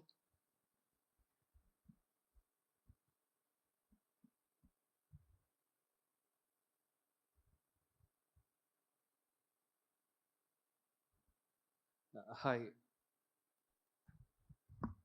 ഇപ്പോൾ മലയാളത്തിലുള്ള ഒരു 90% സിനിമ നോക്കി കഴിഞ്ഞാൽ നമ്മുടെ ഗ്രൗണ്ട് റിയാലിറ്റീനെ എങ്ങനെ ഡെപ്പിക്റ്റ് ചെയ്യുന്ന പോലത്തെ സിനിമകളാണ്. സാധാരണ ഒരു മനുഷ്യൻ എങ്ങനെയാണ് ഓരോ സിറ്റുവേഷനിലും പെരുമാറുക, അത് തന്നെ നമുക്ക് സിനിമയിലും കാണാൻ പറ്റുന്നത്. അപ്പോൾ ജിസ് സാറ് പറഞ്ഞൊരു കാര്യമുണ്ട്, ഇപ്പോൾ മലയാളത്തിലൊരു സിനിമ ഇറങ്ങിയാൽ 2 ആഴ്ച കഴിയുമ്പോൾ നമുക്ക് ഹിന്ദിയിൽ നിന്നും തമിഴിൽ നിന്നും ഒക്കെയാണ് റിവ്യൂ വരുന്നതെന്നുള്ളത്. അപ്പോൾ ആ വൈഡ് അക്സെപ്റ്റൻസിനെയാണ് അത് സൂചിപ്പിക്കുന്നത്. അപ്പോൾ അങ്ങനെ അക്സെപ്റ്റൻസ് കിട്ടുമ്പോൾ ആ ഓഡിയൻസിനും കൂടെ ഇത് കിട്ടാൻ വേണ്ടിയിട്ട് നമ്മുടെ ആ സോളില്, നമ്മുടെ ആ ഒരു റിയാലിറ്റിയിൽ വെള്ളം ചേർക്കാൻ സാധ്യതയുണ്ടോ എന്നുള്ളതാണ്. വെള്ളം ചേർക്കാൻ സാധ്യത ഉണ്ടെന്ന് ചോദിച്ചാൽ സിനിമയെ അങ്ങനെ കാണുന്ന ഫിലിം മേക്കേഴ്സിന് ഉറപ്പായിട്ടും വെള്ളം ചേർക്കാൻ സാധ്യതയുണ്ട്. സിനിമയെ അങ്ങനെ കാണുന്ന, പക്ഷേ ഈ ഇരിക്കുന്ന ഞാനോ എനിക്ക് അറിയാവുന്നിടത്തോളം അഭിനവോ അങ്ങനത്തെ ഒരു ആളല്ലെന്നാണ് ഞാൻ വിശ്വസിക്കുന്നത്. ഞാൻ സിനിമ ഇപ്പോൾ നമുക്ക് പാൻ ഇന്ത്യൻ ഒരു ഓഡിയന് വേണ്ടി എഴുതണം എന്നൊക്കെ ഒരു ആഗ്രഹം ഇപ്പോൾ ചർച്ച ചെയ്യുന്ന സിനിമകൾക്ക് ഉണ്ടാവാറുണ്ട് കേട്ടോ. ഡെലിബറേറ്റ്ലി ഇപ്പോൾ സഞ്ജയ് ബോബി ആണ് എഴുതിക്കൊണ്ടിരിക്കുന്ന പുതിയ പടം. അപ്പോൾ ഞങ്ങൾ പറയുന്നുണ്ട് ഇതൊരു പാൻ ഇന്ത്യക്ക് മനസ്സിലാവണം. കാരണം എന്താ, OTT-യിലാണ് ഇതിൻ്റെ ഏറ്റവും കൂടുതൽ സ്വീകാര്യത, തിയേറ്റർ കഴിഞ്ഞാൽ വരാൻ പോകുന്നത്. സോ എല്ലാവർക്കും മനസ്സിലാവണം. പക്ഷേ അവന് മനസ്സിലാവാൻ വേണ്ടി പ്രത്യേകിച്ച് ഒന്നും സ്പെഷ്യലായിട്ട് ഇടാറില്ല. നമ്മൾ പറയില്ലേ, ഭാഷയ്ക്ക് ഒത്തിരി മാറ്റം വന്നിട്ടുണ്ടല്ലോ, ഒത്തിരി. നമ്മൾ നേരത്തെ പറഞ്ഞ പോലെ റിയാലിറ്റി ആയല്ലോ. അപ്പോൾ കുമ്പളങ്ങി നൈറ്റ്സിലെ ഈ ബൈജു എഴുപുന്നയുടെ വീട്ടിൽ ഡിന്നർ കഴിക്കാൻ വേണ്ടി പോകുന്ന സീൻ ഓർക്കുന്നുണ്ടോ? അപ്പോൾ ബൈജു എഴുപുന്ന പറയും നമ്മളൊക്കെ ഓരോ തൂവൽ പക്ഷികളാണെന്ന് പറയും. ഭഗത് പറയും അങ്ങനെയല്ല, എനിക്ക് ചെറിയൊരു ജോലി ഉണ്ട്, ഞാൻ കൊച്ചച്ഛനെ പോലെ ഇങ്ങനെ ഇവിടെ ഇരിക്കുകയല്ല എന്നൊക്കെ പറയുമ്പോൾ സൈഡിൽ കൂടെ ഗ്രേസ് പറയുന്നുണ്ട്, പക്ഷെ ഇന്നെന്തോ കൊച്ചച്ഛൻ ഉണ്ടാക്കിയ ഭക്ഷണം അത്ര നന്നായിട്ടില്ല. എന്നുകൊണ്ട് അടുത്ത കട്ട് കിച്ചണിലാണ്. കിച്ചണിൽ ഗ്രേസ് പറയുന്നു ആരോട്, മറ്റേ അന്ന ബെന്നോട് പറയുന്നു, എങ്ങനെയുണ്ടടി ഞാൻ നൈസായിട്ട് ടോപ്പിക്ക് മാറ്റി കൊടുത്തില്ലെന്ന് പറയുമ്പോൾ ഇമ്മീഡിയറ്റ്ലി പിന്നെ ചത്തിട്ട് റീത്ത് വെച്ച പോലെ ഉണ്ട്. ആ മാറ്റം ഭാഷയിലുണ്ടായിട്ടുണ്ട്, സിനിമയിൽ ആ മാറ്റം ഉണ്ടായിട്ടുണ്ട്. അത് ഞാൻ വല്ലാതെ എൻജോയ് ചെയ്യുന്ന ഒരാളാണ്. അപ്പോൾ എനിക്ക് തോന്നുന്നു അതൊക്കെ തന്നെ ആയിരിക്കും ഇത്രയും സ്വീകാര്യത മലയാള സിനിമയ്ക്ക്. രാജീവ് മേനോൻ സാർ ഒരു ഇൻസ്റ്റിറ്റ്യൂട്ട് നടത്തുന്നുണ്ട്, ഫിലിം സ്കൂള്, വർഷങ്ങളായിട്ട്. അപ്പോൾ രാജീവ് സാർ ഒരു 5 വർഷം മുമ്പ് എന്നോട് പറയാണ്, എടാ ഞാൻ ഞെട്ടിപ്പോയി, ഒറീസയിൽ നിന്ന് 2 പിള്ളേർ പഠിക്കാൻ വന്നിട്ടുണ്ട്, 10-50ഓളം സ്റ്റുഡൻസ് പഠിക്കുന്നുണ്ട് ഫിലിം മേക്കിംഗ്. പുള്ളി പറഞ്ഞു, നിങ്ങളെ ഏത് സിനിമയാണ് സ്വാധീനിച്ചത് സിനിമ സെലക്ട് ചെയ്യാന്ന് പറഞ്ഞപ്പോൾ അവർ പറഞ്ഞ 2 സിനിമയും മലയാള സിനിമകളായിരുന്നു. ഞാൻ ചോദിച്ചു അത് ഏതൊക്കെയാണ് സാറേ? ഒന്ന് സുഡാനി ഫ്രം നൈജീരിയ, മറ്റൊന്ന് കുമ്പളങ്ങി നൈറ്റ്സ്. ചെറിയ കാര്യമല്ലല്ലോ, ഒറീസയിലിരിക്കുന്ന 2 പേരെ സ്വാധീനിച്ചിരിക്കുന്ന 2 മലയാള സിനിമകളാണ്. ഈ കയ്യടി ആ മാറ്റം കൊണ്ടുവന്ന നല്ല ഫിലിം മേക്കേഴ്സിനും നല്ല റൈറ്റേഴ്സിനും ഉള്ളതാണ്. സർ, ഹായ്, ഒരു ക്വസ്റ്റ്യൻ കൂടി ഉണ്ട്. സാർ നേരത്തെ പറഞ്ഞിരുന്നു സാറ് ട്രാവൽ ചെയ്യുമ്പോഴാണെങ്കിലും ഒക്കെ സിദ്ദിഖ് സാറിൻ്റെ സിനിമകൾ റിപ്പീറ്റഡ് വാച്ചിങ് കാണാറുണ്ടെന്ന്. അപ്പം സാറ് റൈറ്റ് ചെയ്യുമ്പോഴോ അല്ലെങ്കിൽ ഒരു ഫിലിം ഡയറക്റ്റ് ചെയ്യുമ്പോഴോ അങ്ങനെ ഒരു റിപ്പീറ്റഡ് വാച്ചിങ്ങിന് വേണ്ടിയിട്ട് ഓഡിയൻസിനെ കൺസിഡർ ചെയ്തിട്ട് അങ്ങനത്തെ റൈറ്റിങ്ങിൽ എന്തെങ്കിലും മാറ്റങ്ങൾ കൊണ്ടുവരുമോ? ഇപ്പം കൂടുതലും ഫീൽ ഗുഡ് സിനിമകളിലേക്ക് വരുന്നത് കൊണ്ടുള്ളൊരു ചോദ്യമാണ്. അതായത് ഈ ഫീൽ ഗുഡ് സിനിമയുടെ ഒരു ഗുണം ഞാൻ പറയാം, നിങ്ങൾ എത്ര പേര് ശ്രദ്ധിച്ചിട്ടുണ്ടെന്ന് അറിയില്ല. ഇത് ഈ സാറ്റലൈറ്റിൽ ടെലികാസ്റ്റ് ആവില്ലേ, ഫോർ എക്സാമ്പിൾ ഇപ്പോൾ ഏഷ്യനെറ്റിലോ സൂര്യയിലോ സിയിലോ മനോരമയിലോ ഒക്കെ ടെലികാസ്റ്റ് ആവില്ലേ, ആ സമയത്ത് ഈ ഫീൽ ഗുഡ് സിനിമയ്ക്ക് കുറച്ചും കൂടെ ഇമ്പാക്റ്റ് ഉണ്ട്. കാരണം ത്രില്ലർ സിനിമയുടെ വ്യത്യാസം പറഞ്ഞുതരാം. ത്രില്ലർ സിനിമയുടെ ഒരു പ്രത്യേകത, 2 സീൻ ഒരുമിച്ച് മിസ്സായാൽ നമുക്ക് സിനിമ മനസ്സിലാവത്തില്ല, ശരിയല്ലേ? പക്ഷേ ഫീൽ ഗുഡ് സിനിമയുടെ ഗുണം എന്ന് പറയുന്നത് നമുക്ക് എപ്പോൾ വേണേൽ ഇന്നാവാം, എപ്പോൾ വേണേൽ ഔട്ടാവാം. ഇപ്പോൾ സൺഡേ ഹോളിഡേ എന്ന് പറഞ്ഞ സിനിമ ത്രൂ ഔട്ട് ഇരുന്ന് കാണണമെന്നില്ല. ഈ സാറ്റലൈറ്റ് ഓഡിയൻസിൻ്റെ വീട്ടിൽ സിനിമ കാണുന്നവരുടെ പ്രത്യേകത വളരെ ഒരു 10% താഴെയല്ലേ മൊത്തം സിനിമ ഒരുമിച്ചിരുന്ന് കാണുന്നുള്ളൂ. അടുക്കളയിൽ പാചകം നടക്കുന്നുണ്ടാവും, ഷർട്ട് തയ്ക്കുന്നുണ്ടാവും, അടിച്ചു വാരുന്നുണ്ടാവും, മുറ്റത്ത് ഗസ്റ്റ് വരുമ്പോൾ സംസാരിക്കുന്നുണ്ടാവും, ഇല്ലേ? ഇതൊക്കെ നടക്കുന്നുണ്ടാവും. അപ്പോൾ എപ്പോൾ വേണേൽ സിനിമയിൽ നിന്ന് ഔട്ടാവാം, എപ്പോൾ വേണേൽ തിരിച്ച് ഇന്നാവാം. അപ്പോൾ അത്തരം സിനിമകൾക്ക് സാറ്റലൈറ്റ് സെയിൽസിന് പോകുന്ന സമയത്ത് വല്ലാത്ത സ്വീകാര്യതയുണ്ട്. അതുകൊണ്ടായിരിക്കാം ഒരുപക്ഷെ എനിക്ക് തോന്നുന്നു ഏഷ്യനെറ്റ് ഏറ്റവും കൂടുതൽ ടെലികാസ്റ്റ് ചെയ്തിട്ടുള്ള കഴിഞ്ഞ 5 വർഷത്തിനിടയിലുള്ള സിനിമ സൺഡേ ഹോളിഡേ ആണ്. ഏറ്റവും കൂടുതൽ ഒരു 10 സിനിമ എടുത്തു കഴിഞ്ഞാൽ അതിൽ ഒരു സിനിമയെങ്കിലും സൺഡേ ഹോളിഡേ ആണ്. അതിൻ്റെ റീസൺ ബ്രദർ നേരത്തെ ചോദിച്ചതാണ്. എപ്പോൾ വേണമെങ്കിൽ ഇന്നാവാം, എപ്പോൾ വേണമെങ്കിൽ ഔട്ടാവാം. ഫീൽ ഗുഡിന് അങ്ങനെ ഒരു പ്രത്യേകതയുണ്ട്. ത്രില്ലർ നമുക്ക് 1-2 പ്രാവശ്യത്തേക്കുള്ളിൽ കാണാൻ പറ്റില്ല. 5 പ്രാവശ്യത്തേക്കുള്ളിൽ 5-ാം പാതിര കണ്ട ആരെങ്കിലും ഇവിടെ ഉണ്ടോ? ഇല്ലല്ലോ. കാരണം കഥ നമുക്കറിയാം, ട്വിസ്റ്റുകൾ അറിയാവുന്നതുകൊണ്ടാണ്. Correct. Sir, my question is to Jisoy sir. Sir, Sunday holiday movie ചെയ്തത് ഏതെങ്കിലും ലൈഫ് എക്സ്പീരിയൻസ് നിന്നാണോ? അങ്ങനെ പിന്നെ അവിടെ ഉണ്ടായ ഏതെങ്കിലും ലൊക്കേഷൻ നല്ല മെമ്മറീസ് ഷെയർ ചെയ്യോ? ഒരു സൺഡേ ഹോളിൽ ഒത്തിരി നല്ല മെമ്മറീസ് ഉണ്ട്. പ്രത്യേകിച്ചും ശ്രീനിയേട്ടനെ പോലത്തെ ഒരു ലെജൻഡ് ആ സിനിമ കമ്മിറ്റ് ചെയ്തു എന്ന് പറയുന്നത് എന്നെ സംബന്ധിച്ചിടത്തോളം ഏറ്റവും സന്തോഷമുള്ള കാര്യമാണ്. പിന്നെ ലൈഫ് എക്സ്പീരിയൻസ് ഉണ്ടോ എന്ന് ചോദിച്ചാൽ ഉറപ്പായിട്ടുണ്ട്. കാരണം ഈ ശ്രീനിയേട്ടൻ ലാൽജു സാറിൻ്റെ പുറകെ നടക്കുന്ന ഒരു നടപ്പുണ്ട്. ആ നടപ്പ് ഞാനും അല്ലെങ്കിൽ കാരവൻ്റെ പുറത്ത്, ഒരു ആർട്ടിസ്റ്റിൻ്റെ കാരവൻ്റെ പുറത്ത് നിൽക്കുന്ന ഒത്തിരി പേരുണ്ട്. അവരുടെ പ്രതിനിധിയായിട്ടാണ് ഞാൻ. ഉണ്ണി മുകുന്ദൻ എന്നാണ് ശ്രീനിയേട്ടൻ്റെ കഥാപാത്രത്തിൻ്റെ പേര്. അപ്പോൾ അതിനകത്ത് കുറേ എൻ്റെ ഷെയ്ഡ്സ് ഉണ്ട്, കുറേ ന്യൂ കമേഴ്സിൻ്റെ ഷെയ്ഡ്സ് ഉണ്ട്. അതിൽ ശ്രീനിയേട്ടൻ ലാൽജോസിനോട് പറയുന്ന ഒരു ഡയലോഗുണ്ട്. സാറിപ്പോൾ ചോദിച്ചില്ലേ ഞാൻ എന്തിനാണ് സാറിൻ്റെ പുറകെ ഇങ്ങനെ നടക്കുന്നതെന്ന്. അത് സാറിൻ്റെ സിനിമയിൽ കല മാത്രമല്ല, കച്ചവടം മാത്രമല്ല, അതിൻ്റെ ഒപ്പം കലയും കൂടെ കാണാറുള്ളത് കൊണ്ടാണ്. അതുകൊണ്ടാണ് സാറിൻ്റെ പുറകെ കഥ. പിന്നെ ഞങ്ങളെപ്പോലുള്ളവർക്ക് ഇരിക്കാൻ ഒരു കസേര പോലും തരാതെ നിങ്ങൾ ഇറക്കി വിടുമ്പോൾ ഒന്നും ആലോചിക്കുന്നുണ്ടാവില്ല, ഞങ്ങൾക്കും സെൽഫ് റെസ്പെക്റ്റ് ഉണ്ടെന്ന്, ഞങ്ങൾക്കും ഒരു നല്ല സന്തോഷ വാർത്തയുമായി തിരിച്ചു ചെല്ലാൻ കാത്തിരിക്കുന്ന അച്ഛനും അമ്മയും കുടുംബവും ഒക്കെ ഉണ്ടെന്ന്. ഇത് എല്ലാവർക്കും റിലേറ്റ് ചെയ്യാവുന്നതല്ല, ഈ ഇരിക്കുന്ന എല്ലാവർക്കും റിലേറ്റ് ചെയ്യാവുന്നതാണ്. അപ്പോൾ തീർച്ചയായിട്ടും ഉണ്ട്, നമ്മുടെ ഷെയ്ഡ്സ് അതിനകത്തുണ്ട്. എൻ്റെ ക്വസ്റ്റ്യൻ അഭിനവിനോടാണ്. എസ്പെഷ്യലി ഞാൻ ഈ അടുത്ത് എൻ്റെ ഒരു ചേട്ടനുമായിട്ട് ഉണ്ടായ ഒരു കോൺവെർസേഷനിൽ ഇങ്ങനെ പറയുന്നുണ്ടായിരുന്നു, ഈ ഫിലിം മുകുന്ദനുണ്ണി സമൂഹത്തിന് കൊടുക്കുന്ന ഒരു മെസ്സേജ്, നേരത്തെ നമ്മൾ പറഞ്ഞ സാധനം ഭയങ്കര മോശം മെസ്സേജാണ്. അങ്ങനെയുള്ള രീതിയിലുള്ള കോൺവെർസേഷൻസ് ഈവൻ ഇൻഡസ്ട്രിക്കുള്ളിൽ തന്നെ കുറേ കോൺവെർസേഷൻസ് അങ്ങനെ ഉണ്ടായിട്ടുണ്ട്. ഇപ്പോൾ നമ്മൾ ചെയ്യുന്ന ആർട്ട് നമ്മളുടെ ആർട്ടിസ്റ്റിനെ ജഡ്ജ് ചെയ്യപ്പെടാനായിട്ട് ഉപയോഗപ്പെടുത്തിയേക്കാം. ലൈക്ക് ഇയാൾ പേഴ്സണലി ഇങ്ങനെ ആയിരിക്കുമോ എന്നുള്ള ഒരു ചോദ്യം വൈഡർ ഓഡിയൻസിന്റെ ഭാഗത്ത് നിന്ന് ഒബ്വിയസ്ലി ഉണ്ടായേക്കാം. അതിനെപ്പറ്റി ചിന്തിക്കാറുണ്ടോ, കൺസേൺഡ് ആവാറുണ്ടോ? Or how do you overcome that thing? ഇല്ല, ഫസ്റ്റ് ആൻഡ് ഫോർമോസ്റ്റ് ആക്ച്വലി പറയുക മുകുന്ദനുണ്ണി അങ്ങനെ മോശം മെസ്സേജ് ഒന്നും കൊടുക്കുന്നില്ല എന്നാണ് ഞാൻ വിശ്വസിക്കുന്നത്. കാരണം അത് മോശമായിട്ടുള്ള ആൾക്കാർ സക്സസ്ഫുൾ ആവുന്നുണ്ട്, കർമ്മയൊന്നും അവരെ എഫക്റ്റ് ചെയ്യുന്നില്ല എന്നുള്ള ഞാൻ മനസ്സിലാക്കിയ സത്യമാണ്. അത് അതിലൂടെ കമ്മ്യൂണിക്കേറ്റ് ചെയ്യാൻ ഞാൻ നോക്കിയിട്ടുള്ളത്. അതിന് മേലോട്ടൊന്നും ഞാൻ സംശയിച്ചിട്ടില്ല. ചിലപ്പം അതിൽ ഈ പറഞ്ഞ പോലെ അങ്ങനെ ഇമേജ് ഇല്ല, അങ്ങനെയൊന്നും കോൺഷ്യസ് ആവാറില്ല. അങ്ങനെ എന്നെക്കുറിച്ച് ഇങ്ങനെ വിചാരിക്കണം, ഞാൻ ആ രീതിയിൽ കോൺഷ്യസേ അല്ല. സോ അത് ബോദർ ചെയ്യാറില്ല.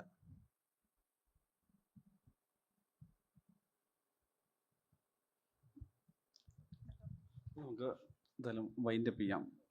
ഒരു ഒറ്റൊരു കാര്യം കൂടി ചോദിക്കാവുന്നത്, എനിക്ക് ഒരു വൈൻഡപ്പ് നോട്ട് എന്നുള്ളത് ചോദിക്കാവുന്നത്, സക്സസ് പേഴ്സണലി സിനിമയുടെ തിയേറ്ററിക്കൽ സക്സസ് അല്ലെങ്കിൽ ഒരു മാസ് ഓഡിയൻസിലേക്ക് പോകുന്നത് അത് ഏതെങ്കിലും ഘട്ടത്തിൽ ജഡ്ജ് ചെയ്യാൻ പറ്റാറുണ്ടോ? ഏറ്റവും കൂടുതൽ ഫിലിം മേക്കേഴ്സും റൈറ്റേഴ്സൊക്കെ പറയുന്നത് ഞങ്ങൾ കണ്ട് ഞങ്ങളുടെ ഈ ടേസ്റ്റ് ബഡ്സ് പോയിന്ന പോലെയാണ്. ഈ രണ്ട് പേരോട് എന്ന് വെച്ച് കഴിഞ്ഞാൽ സക്സസ് കൂടെയുള്ള രണ്ട് ഫിലിം മേക്കേഴ്സ് എന്നുള്ള രീതിയിൽ ചോദിക്കുന്നത്. നമ്മൾ സിനിമ റിലീസിന് മുമ്പുള്ള ജഡ്ജ്മെന്റ് പോകുന്നതിനെ കുറിച്ചല്ലേ? ഉറപ്പായിട്ടും അതെ, ഉറപ്പായിട്ടും.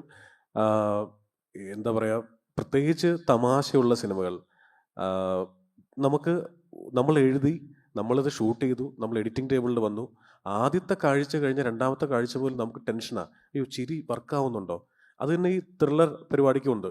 നമ്മളിത് എഴുതി, നമ്മൾ ഷൂട്ട് ചെയ്തു, ഈ ട്വിസ്റ്റ് ആൾക്കാർക്ക് മനസ്സിലാവുമോ, അല്ലെങ്കിൽ ഇത് നേരത്തെ ആൾക്കാർക്ക് പിടികിട്ടുമോ, ഓഡിയൻസിന് ഇത് മനസ്സിലാവും, ഈ ടെൻഷൻ എല്ലാവർക്കും ഉണ്ട്. അപ്പോൾ നമ്മൾ ചെയ്യുന്നൊരു കാര്യം എന്ന് പറയുന്നത് അത്തരം ഒരു മൊമെൻറ്റിൽ നമുക്ക് വളരെയധികം വേണ്ടപ്പെട്ട ഒരു 2, 3, 4 പേര്, സിനിമയ്ക്ക് വെളിയിലുള്ള ആൾക്കാർ, സിനിമ കണ്ട് നമ്മളോട് വളരെ പച്ചയായ അഭിപ്രായം പറയുമെന്ന് വിശ്വാസമുള്ള ഒരു 3-4 പേരെ സിനിമ കാണിക്കും. അതിൽ അവർ പറയുന്നത് വളരെ ഇമ്പോർട്ടൻ്റ് ആയിരിക്കും. എനിക്ക് തോന്നുന്നു തലവൻ എന്ന് പറയുന്ന സിനിമ സൂരജാണ് എഡിറ്റ് ചെയ്തത്. കിഷ്കിന്ധകാണ്ഡവും സൂരജ് തന്നെയായിരുന്നു. അപ്പോൾ ഞങ്ങൾ ഏതാണ്ട് 5-6 മാസത്തോളം, സാധാരണ ഒരു സിനിമയ്ക്ക് ഒരു 18-20 ദിവസം മതി എഡിറ്റിങ്ങിന്, ഞങ്ങൾ 6 മാസത്തോളം എടുത്തു. പലപ്പോഴും ബ്രേക്ക് ചെയ്തു, കുറച്ച് 2 ആഴ്ച വീണ്ടും ബ്രേക്ക് ചെയ്തു, പിന്നെ വീണ്ടും തിരിച്ചു വന്നു, വീണ്ടും കണ്ടു, വീണ്ടും വെട്ടി. ഞാൻ ഒറ്റ കാര്യം കൺസേൺഡ് ആവാറുണ്ട്, ഈ ആൾക്കാർക്ക് വാട്ട് ഈസ് നെക്സ്റ്റ്, ഈ സംഗതി എല്ലാ സിനിമയ്ക്കും വേണം എന്നുള്ളതാണ് ഞാൻ മനസ്സിലാക്കുന്നൊരു കാര്യം. വാട്ട് ഈസ് നെക്സ്റ്റ്, അത് നമ്മൾ ചെയ്യുന്ന ഒരു പ്രണയ സിനിമ ആയിക്കോട്ടെ, ഒരു ത്രില്ലർ ആയിക്കോട്ടെ, ഒരു ഫീൽ ഗുഡ് സിനിമ ആയിക്കോട്ടെ, അടുത്തത് എന്താണെന്നുള്ള ഉദ്വേഗം, ആ മലയാള വാക്ക് അതാണ്, ആ ഉദ്വേഗം ഓരോ സീനിലും ഉണ്ടാക്കണം എന്ന് വല്ലാതെ ആഗ്രഹിക്കുന്നുണ്ട്. ആ ഉദ്വേഗം കൊണ്ട് മാത്രമേ തിയേറ്ററിൽ ഇനിയുള്ള ഓഡിയൻ ഇരിക്കുകയുള്ളൂ. കാരണം പുതിയ പഠനങ്ങൾ പറയുന്നത് മൊബൈൽ ഫോൺ എടുക്കാനുള്ള ടെൻഡൻസി 3 മിനിറ്റാണെന്നാണ് പറയുന്നത്. നമ്മൾ ഫോൺ വെച്ചാൽ 3 മിനിറ്റിനുള്ളിൽ നമ്മൾ അറിയാതെ എടുത്ത് സോഷ്യൽ മീഡിയ നോക്കും. അപ്പോൾ ഒരു വലിയ വെല്ലുവിളിയാണ്. പണ്ട് നമുക്ക് അങ്ങനെ ഒരു പ്രശ്നമില്ലല്ലോ, ആൾക്കാർ തിയേറ്ററിൽ കയറിയാൽ സിനിമ തീരുന്നവരെ കണ്ടുകൊണ്ടിരുന്നോളൂ. ഇപ്പം അങ്ങനെയല്ല, 2 സീൻ തുടർച്ചയായിട്ട് പരാജയപ്പെട്ടാൽ, വർക്കൗട്ട് ആയില്ലെങ്കിൽ ഇമ്മീഡിയറ്റ്ലി അവർ ഫോണിലേക്ക് പോകും. പിന്നെ കാണുന്ന ഒന്നും അവർക്ക് മനസ്സിലാവില്ല, പുറത്തിറങ്ങിയിട്ട് അവർ മോശം റിവ്യൂ ഇടുകയും ചെയ്യും. അപ്പോൾ അങ്ങനെയുള്ള കാര്യങ്ങളൊക്കെ എന്താ പറയുക, ശ്രദ്ധിക്കാറുണ്ട് ഇപ്പോൾ. പിന്നെ ഒന്നുകൂടി റിപ്പീറ്റ് ചെയ്യാൻ ക്വസ്റ്റ്യൻ. ഈ സക്സസ് ജഡ്ജ് ചെയ്യാൻ പറ്റാറുണ്ട്. ഇപ്പം പല ഫിലിം മേക്കേഴ്സും പറയും ഒരു ഐഡിയ ഇല്ലായിരുന്നു ഈ വിധം ഫിലിം സക്സസ്, അവരുടെ സ്വന്തം സിനിമയെക്കുറിച്ച്, അത് ഡെബ്യൂ ആവാം, സെക്കൻഡ് ഫിലിം ആവാം എന്നുള്ളത് ഒരു തിയേറ്റർ ഫസ്റ്റ് ഷോ കഴിഞ്ഞിട്ടായിരിക്കും അവർക്കും ആ ജഡ്ജ്മെന്റിൽ എത്താൻ. ഇല്ല, സക്സസ് നമുക്ക് ഒരിക്കലും ജഡ്ജ് ചെയ്യാൻ പറ്റില്ല, പക്ഷേ റിയാക്ഷൻസ് ജഡ്ജ് ചെയ്യാൻ പറ്റാറുണ്ട്. ഇന്ന സീൻസിൽ ഇങ്ങനെയായിരിക്കും ആൾക്കാർ ഇത് റിയാക്ട് ചെയ്യുക, അപ്പോൾ ഇന്ന് അടുത്ത സീനിലോട്ട് പോകുമ്പോൾ ഇതായിരിക്കും റിയാക്ഷൻ വരിക. അപ്പോൾ ആ ഒരു ഫ്ലോ ഓഫ് റിയാക്ഷൻ ഉണ്ടല്ലോ, അത് ജഡ്ജ് ചെയ്യാൻ പറ്റാറുണ്ട്. പക്ഷേ സക്സസ് നമുക്ക് ഒരിക്കലും ജഡ്ജ് ചെയ്യാൻ പറ്റില്ല. സക്സസ് ഇസ് വെരി എന്താ പറയുക, റാൻഡം എനിക്ക് തോന്നിയിട്ടുള്ളത്. അപ്പോൾ thank you Jis, thank you Abhinav. അപ്പോൾ രണ്ടുപേരുടെയും ഈ വർഷം തുടങ്ങാനിരിക്കുന്ന വളരെ പ്രധാനപ്പെട്ട പ്രൊജക്റ്റ്, അതിന് രണ്ടുപേർക്കും ഭാവുകങ്ങൾ കൂടി. Thank you so much Manish. Thank you. Thank you. Thank you for that very gripping conversation. And to present a token of our appreciation from Jain University to these 3 gentlemen on stage, I'd like to bring on stage Dr. Madhukumar, Joint Controller of Examinations. Yes. And Dr. R. Satikumar, Deputy Dean of Student Affairs. Are you here, sir? Yes. Please do come on stage.